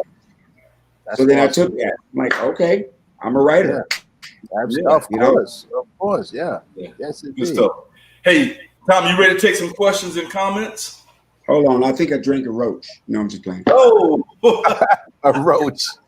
Hey, let's go to questions and comments. Yeah, ladies and Yeah, gentlemen. you know you drink a roach when you feel like a little scratch going down. You need a refill real quick. Yeah, that's roach ankle. So Kim Bowman says, "Great show." Okay. Yeah, guys at home, if you have a question that you would like to ask Tommy, because we actually skipped this segment last time. Yeah, this is what I wanted so to guys, do. yeah. Okay. Guys, if you So have a now's your question, time. this is your time. Okay, do let's not do be it. shy. In the mean. Okay, go ahead. Put the Puffy story. Tassie Hawthorne, which sometimes thinks we're calling her name when we talk about Tazz. I hear she says that Puffy story was deep. When you have a good heart, people remember. Absolutely. Yes. And I saw Miss Teresa Anderson on earlier. She made these beautiful wine glasses, and we are still in the process of trying to get a surplus of them made so we can accommodate you guys with some merch as well. And you also are putting them to use. Absolutely. Yes. Seeing if they work right. Oh, you see all that. Yeah. Just water though. Just water. Yeah. And Shelly's is just cool. Don't worry about it. She got beet juice. Beet juice. Oh, is that right? Yeah. I'm scrolling. Can't you scrolling with me? She got borscht. And Tazz is also. There are many questions. Anybody? Right here. Okay. Miss Tazzy May. All right. Read that for me. Group of comedy impressions. Your impressions were unforgettable. Sammy Davis, I love that one too. You remind me so much of Robin Williams and talent. With that said, we laugh with you and always expect laughter from you. But I learned from Robin to say to you, how are you? How are you coping through this pandemic? We love you. Wow. That's awesome. That's nice. That's nice. Very nice. I'm just you know, I'm just tight roping on gratitude. That's what get me through. Tight roping on gratitude. It's a good opportunity to see what you have. You know, good opportunity to see what I have and to focus in on the have-nots. Indeed. Focus on the have-nots. You get to see what the government is about. That's because right. the emphasis isn't on the working people. Indeed. It to be on, you know, bringing troops to cities. Yeah. Somebody You know what I said mean? What did it say? Yeah, it just seems to be on the negative. I think we got to get you one of these glasses. Somebody said you're using the wrong glass, Tommy. No. If I use one of them glasses, I'll be some friends. Yeah, shout out to Miss Teresa Anderson. I don't know if she's still in here or not. I saw her name Is she the one that earlier. did your glasses? Yes, sir. Yeah. Anderson. Matter of fact, Shelly's supposed to send me a box of those. She told me that. Okay, we're gonna get you right. You know what? We're going to see her Sunday. We have a performance, and so we'll make sure. Hold on. Where? In Selma, North Carolina. Oh wow. It's an outdoor festival, so outdoor we're gonna be social distancing. So we're gonna be all right. All right. More time. We might need you to do that particular one for Came us. out of nowhere. Yes, indeed. Let's see. Got a comment. I'm gonna pop up real quick. Oh, okay. I was. Hold on. I think we might be clicking at the same time. I'm gonna let whoever clicked before me. I'll catch the back end. Okay. Ayala Rizala Schechter. I know I butchered that. Go ahead. Oh. Beautiful Shelly. Aw. Sorry if I didn't say your name correctly. All right, I'm gonna pop this one up. Our friend Miss Lisa Ryan says, loved hearing about all the things you've done. Huge fan. You've been a source of great laughs. What's something you'd like to do that you haven't yet? The Sammy Davis Jr. movie. Is that in the works? That's right. The Sammy Davis Jr. movie. Yeah. Okay. I searched the internet for that one. Yeah. I said, then he hasn't done it yet. Yep. The Sammy Davis Jr. movie is one of those things. And I like Black Panther too. I was like one of the first people that knew about Black Panther in his comic book. Okay. So I've been wanting to play that role since like I was a kid. My cousin called me and said, you know, Black Panther is a movie. I was like, yeah. He said, you've been waiting all your life for that movie. Yeah. You know? Yeah. Not playing it, but to see it, you know? Absolutely. What else? Miss Melissa Lewandowski says, Larissa. What's happening? All right. Let's see. Oh, here's a question, I think. Found one more. Miss Jessica S. Have you ever turned down a job because the message was not congruent with your principles? We kind of touched on that earlier. The answer is yes. The answer is yes. What happened was there was a certain role where, you know, and they gave me the choice. They were like, you can pick a role in this movie if you want, you know? They kind of went back on it because I actually picked the woman role, the white woman role, and wanted to be it to turn into me because this was the detective that was tough and everything, but had compassion at the same time. So they went back on that because like, no, we want you to play this other role. I said, I thought I could pick whatever I wanted, right? You know? And they said, well, that's a white role, you know. They said you should do one of the black roles, and the role was one of the criminals. who goes into a hospital room while a white woman is in traction, cast all over her, and stabs her. Goes to stab her with the ice pick. Yeah. In the hospital. And I said, well, why? And that's casted black? You see? Yeah. Like, you know what you want to cast it as. Absolutely. You know, you wouldn't recast the detective for me, right? Mm-hmm. You wanted me to cast in that. Yeah. That was a definite black person. Right. And I in think their you mind, might, you need the black role. right. I don't care if I was purple or green or polka dot. You know, I ain't gonna go into anybody's hospital room, and nobody that I know would. Right. That's black. Right. Would go and stab a defenseless person with an ice pick. Mm-hmm. On top of that. Yeah. So I didn't take the role, and I actually saw the movie, and I was glad. I think you spoke on it. I think you spoke on it last time you were on, and I went and looked it up and kind of you didn't say the specifics like who did what, but I researched it and I was able to find it. Yeah, definitely. There's my sister there, Faith Hardison Godbold. Another exceptional show. That's my sister. She supports us every week, man. And a matter of fact, she invited all of us on. As far as That's My Story, we went and we virtually spoke to her principal and the staff there. She's the curriculum coordinator for a school for technology, and we went and gave them a little pep talk and everything before school started. So that's my sister right there. That's real. Like that. Yeah. So she said another exceptional show. One of my takeaways is you have to have a plan, and with God's help, it can come to pass. Love hearing how yours has unfolded. Mm-hmm. Thank you. Yeah. Thank you. Would you mind just saying hello to?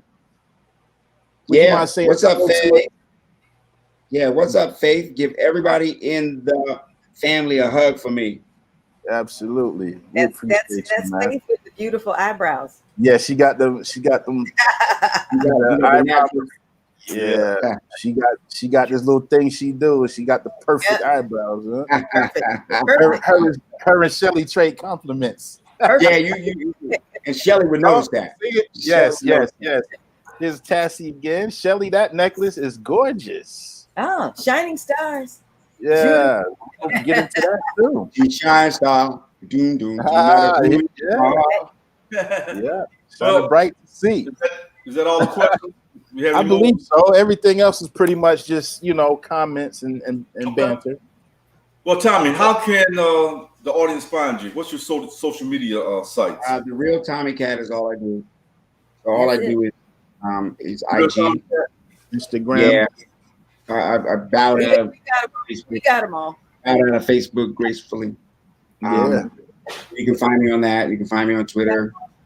But mainly, that's my stop right there. That, I had to get out of Facebook because it reminds me of the bathroom stalls. Yeah, you told us last time. You can write anything and everybody get to read it. Yeah, that's right. You sure did tell us. Yeah. So how can they find your book? Amazon or any Barnes and Nobles. I just went to a Barnes and Nobles here at Irvine Spectrum, and I had them order the book, and they put it in there. Okay. They put it in social justice. Okay. And they put it in the comedy section. Oh wow! And I signed the books, and they put them right on display. Nice. And put on their sticker autograph because they believed in what I was doing. Yes. They believed in what it's almost impossible to get on Oprah's book list. Yeah. It's like, what is it going to take? If I can go into the store and have the white managers hear my story and go, that deserves to be heard, then why can't she? Mm-hmm. You know what I mean? Yes, It's indeed. You know, if it's for some systematic reason, that's cool. But it's a good question. For sure. It's a great I question. told you I couldn't put it down, and so I half went blind, but I was determined to finish it in a few hours. Imagine that. Thank you. But Tommy, the last time you were on the show, we didn't get a chance to talk about your family. So, so tell us about your kids and wifey and everybody. Oh man, things are going really well in that department. You There know? it is. Yeah. I like the kids with the tux. And because when I was a kid, you know, I was like, I ain't never gonna be with no white girl, no, because I wanted to be black so bad and all this, you know what I mean? But that didn't happen. It happened because of race. Mm-hmm. It happened because of timing, because of love, man. You know what I mean? And so I get that a lot. You know, you married white girl, you did this, that, and everything you did. And I said, none of us would be different colors if we didn't begat each other. Some kind of way. Well, I it's called begatting. You know, you see a lot of that. Okay. You begat that, and he begat this, and he begat that. Yeah. You know? Yeah. We wouldn't be different colors if it wasn't for some begatting. From begotten. I'm with that. So he brought a really strong element into my life, you know. My business more seriously. I look at the role as a parent more seriously, even though I did. Right. You know? And I've learned how to, through her, I've learned how to put myself on a level that I deserve business-wise. Mm-hmm. Absolutely. You know, because I never really did this for the money. I was just so happy to do it. But then when I look back, you know, all the people that I helped were sitting on a whole stack of them, which I don't really mind. Right. It was a whole high mountain of it. The part that got me was they stopped saying hi. Really? You know? So I kept the true value in here and said, you know, I didn't stop saying hi or any of that stuff. But let me try to strive for that. Indeed. You know? Yeah, man. Because it's composed of real life and real business. Very true. You know? Well, I tell you, I met her. Remember that night in Beverly Hills where I forgot the name of that club, but we were there. I don't know if you saw the clip that we ran of Edna. The last picture is me and Edna at your concert in Beverly Hills. Really? Yeah. It was that night on the red carpet, and then went to the concert. You got up and sang. It was great. But I met your wife. She's got a lot of soul. So you know she's white. She reminds me a lot of you. A whole lot of you. There y'all go. Yeah, we were at your concert. That's there y'all go. There they are. Yeah, there we are. There they are. Honeycomb. Teen angels. You know. There you go. Well, yeah. So what are the names of your kids? Name them all. I got Jessica. Her name is Jersey. She made a transition. You know. Yep. There's Jersey. She's not in the picture. Then there's Jaden, youngest. Then there's Cameron, the next one. She actually took the house. She came to live with me. Yes. Jelani. And then there's Jillian. And then there's Isaiah. I got an Isaiah too. Yeah, but Isaiah. Mm-hmm. That was That's the 64. The 64 crayons came from. Yeah, man. The 64 crayons. You have a puppy dog. What's his name again? Her name. Mink. Yeah, there it is. Mink. I don't, yeah. We talk to each other like a mink. But moving on, you I think you were in Japan, Tommy, and you got the idea to start a clothing line, but you went slow, and your wife told you start off with neckties, and so we wanted to hear about tongue in cheek. Yeah, tongue in cheek. It was just an outgrowth of me being a shopper, and wanting my own style. So you know, I would take one item from here, one item from there, and hook up an outfit. You know, so I started saying to myself, "Hey, why don't I start to create clothes that are more like my outfits? Mm-hmm. Idea. We went to Singapore. You know, she comes from a merchant family, you know, and I showed her what exactly how the whole thing was structured market wise. Right. Where the clothes came in, you know, how it was done. You know, she already had her own knowledge on it too. But once she connected it with Asia, then she was able to come up with and structure a plan for us. So we started with ties, pocket squares, lapel flowers, and other things that go on the lapel. I love those. I love those. Those Yeah. are beautiful. And we go from there. So, Right. so our men's next and women's next, children, you know, it's to come. Sure. And you go to shoptongueandcheek.com. Yeah, we just put it up. Yeah, we did. It's beautiful. One more time, it seems. Here it is. Yeah. And I was smart because I let her pick the ties because 80% of the ties are picked by the wife. Yeah. Okay. Nice. Okay. Yeah, Christmas is coming up, folks at home. It's there. Tongue in cheek. Well, yeah, check it out.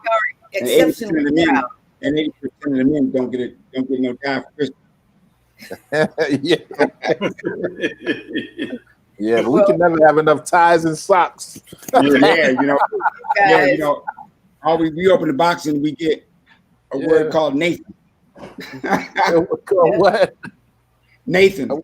Oh, Nathan. What you know about Nathan? We ain't talking about hot dogs either. We don't get nada. We don't get nada. A whole box full of Nathan. Yeah, we ain't getting Nathan. I'm with you. Well, Tommy, we're exceptionally proud because we get to debut your brand new single, which is called "Say Love." Wow. Who's on this project with you, and how did it come about? That is Jeff Lorber. It came about just that plan that I made. Yes. I wanted to jump into music, you know, but it has to be natural. Like I want my albums to be like Carol King's Tapestry or Earth, Wind and Fire's That's the Way of the World, you know, or Marvin Gaye's What's Going On album. You know, I want to make a mark, like Stevie Wonder's Songs in the Key of Life, you know, or Fleetwood Mac's Rumors. Yeah. You know, I wanted to make an impact on the music industry and the people who listen to music, like music had an impact on me. Right. Well, so Jamie went to the market and blew up on his music, and it was a wonderful thing to watch. But I was like, Dad, I want to do my thing, but I couldn't at the time because it wasn't natural for me. So it's natural now because I found the key to my stuff is to do the stuff that I like. Sweet. To do the stuff that I like to hear. And so now it's coming around. And I've met mostly all of my heroes in music. That's great. All of them. I mean, from George Duke was a great friend. Stevie Wonder's a great friend. Quincy, Patti LaBelle, Patty Austin. Patty Austin. Nice. Yeah. Yeah, man. You have shades of everybody in this music we're about to show you right now. Yeah. And it's everybody. It's called Say Love. Yeah, this is the debut.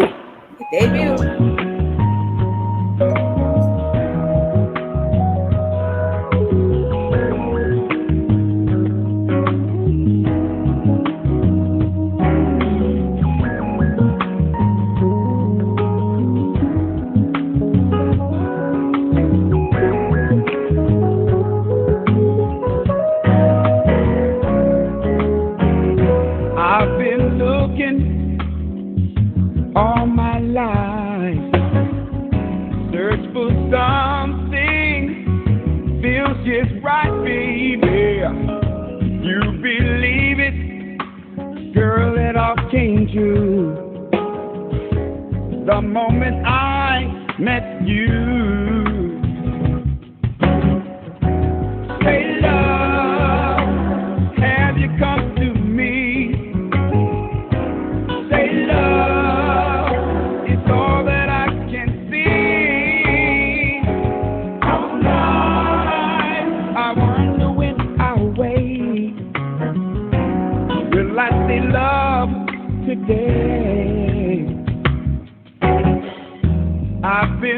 waiting, oh, for so long. I keep hoping love will come along. You're invited, so come on in. Come fill my heart again. Say, love, have you come to me?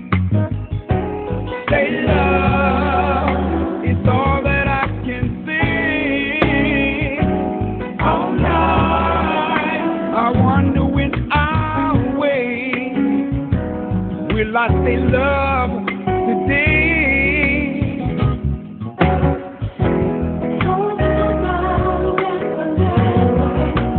Holding you, baby. You picked up and leave me, girl. Always. I go to the limit, baby. Give you my heart. Yeah. Have you come to me? Say love. It's all that I can see.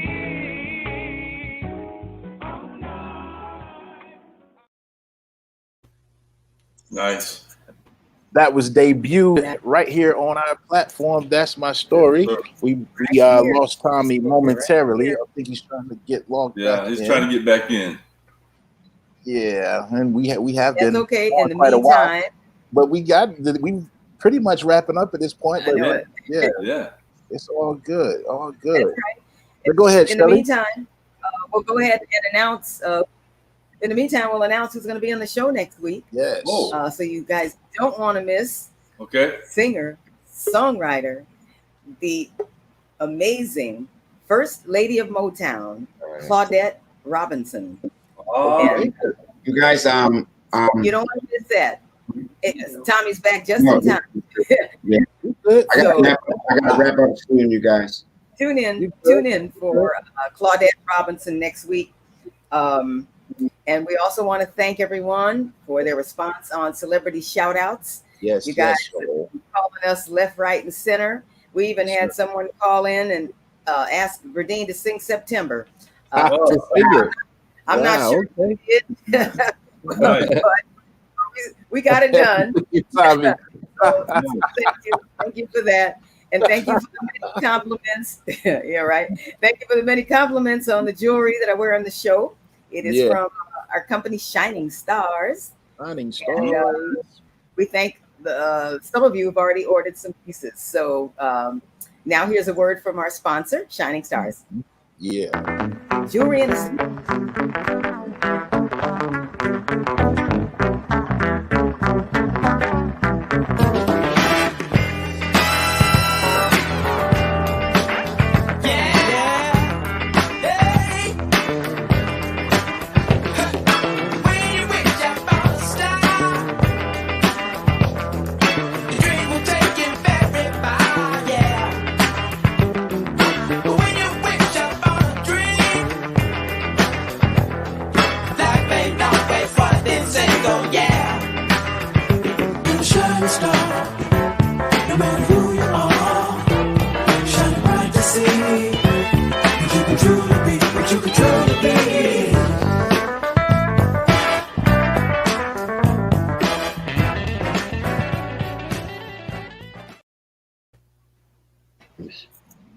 Yes.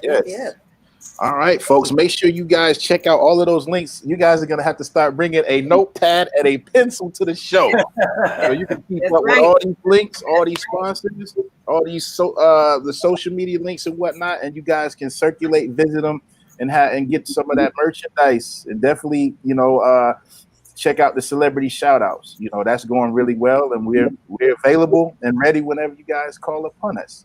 We want to take a moment to again thank all of our viewership internationally as well as nationally. Thank you guys so much for your faithfulness and your devotion week after week. We're starting to become more and more familiar with you guys' names, as we continue to proceed and progress and keep this show rolling. So we want to say thank you so much, because without you guys, we could not continue to do this. And your compliments, you know, you guys just show us so much love. We want to also encourage you to go by YouTube, the official Chairman of the Board page. Be sure to like and subscribe, because it'll come right to your home page. You won't have to even do any work, you know, weekly. It'll come right to your home page, and you can catch the show. No issue. Also on Facebook, the Chairman of the Board page as well on Facebook. You can follow us on Instagram at That's My Story Show, as well as Twitter at SMyStoryThat. And before we wrap up, we want to thank Tommy for doing a part 2, and that's a first in our brief history. We did a part 2, and we really appreciate you looking at your story from beginning. Oh, for sure. Yeah. Thank you guys so much. You know, I got a future part 3. You know, okay. Down the line. Hey, man, you're a friend of the show. Drop in. Oh yeah, absolutely. Down the line. I'm gonna follow y'all. And you might need to. My career follow y'all, man. You might need to pop up on us at one of these chairman show, and we'll hand you the microphone. Oh yeah, absolutely. You need to He knows that I will do that. Yeah. No, we might need to arrange that. But at this point, you know, I mean, of course, you and Shelly have been friends for quite a while. But at this point, you're a friend of the show. So you know, if you want to do a 3 or 4, or come on and promote something, you guys say really, love. Say love. Yeah, is a you good song, man. see what I'm doing, man. You care about what I'm doing. I really appreciate it. Yeah, we really appreciate you. And just looking back on how you started your story and on the first episode up until present day, God actually definitely had a plan for you, brother.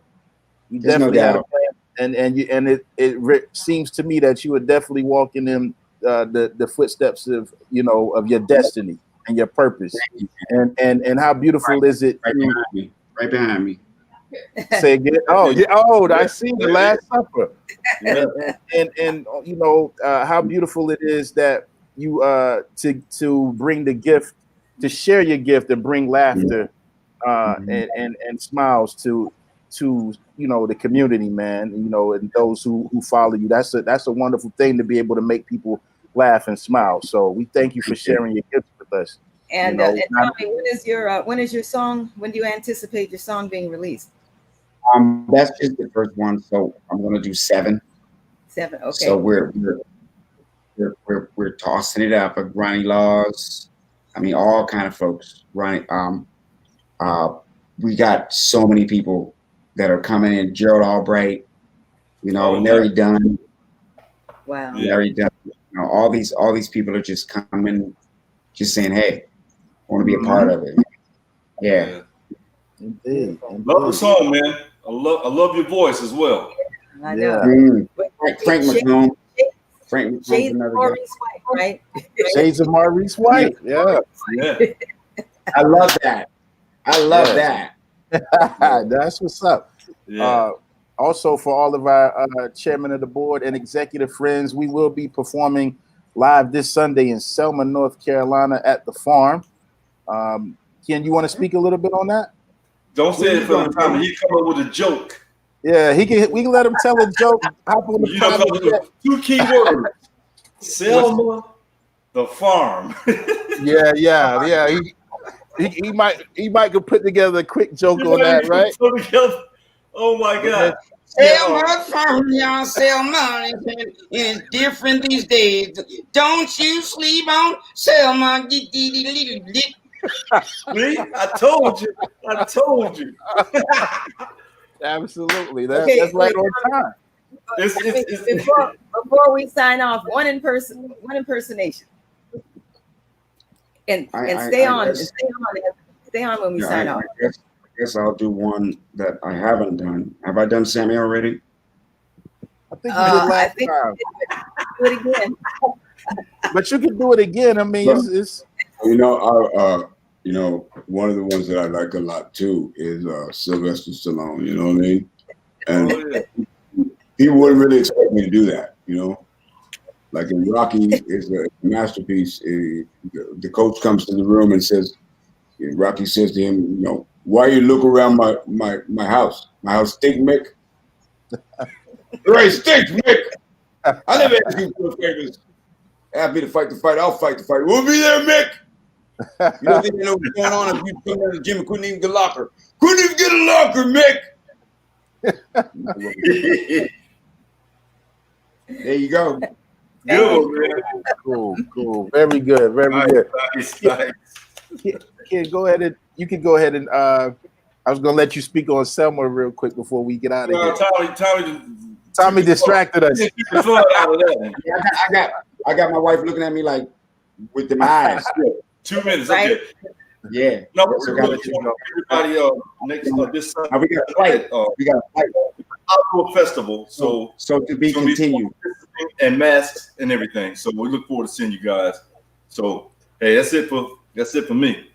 Yeah. Yes. Shelly, any last words?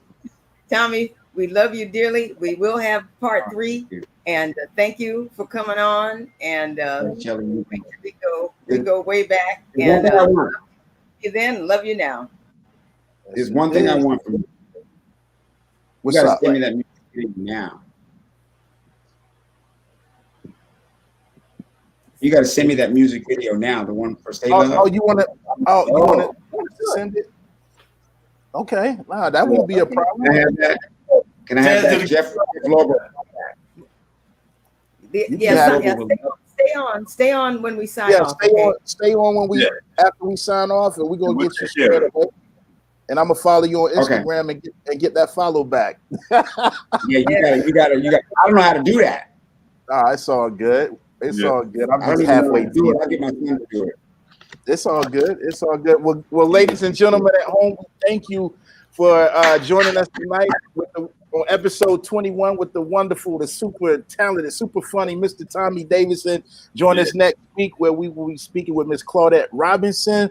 We wish you guys speed, peace, love. Don't forget, voting season is right around the corner. Or if you're going to do your early votes, we encourage you to vote. Let your voice be heard within your community, and then you can echo it nationally, and therefore we can seek the change that we desire. God bless you all. Good night. We'll see you next week. And wear your mask. Wear your mask.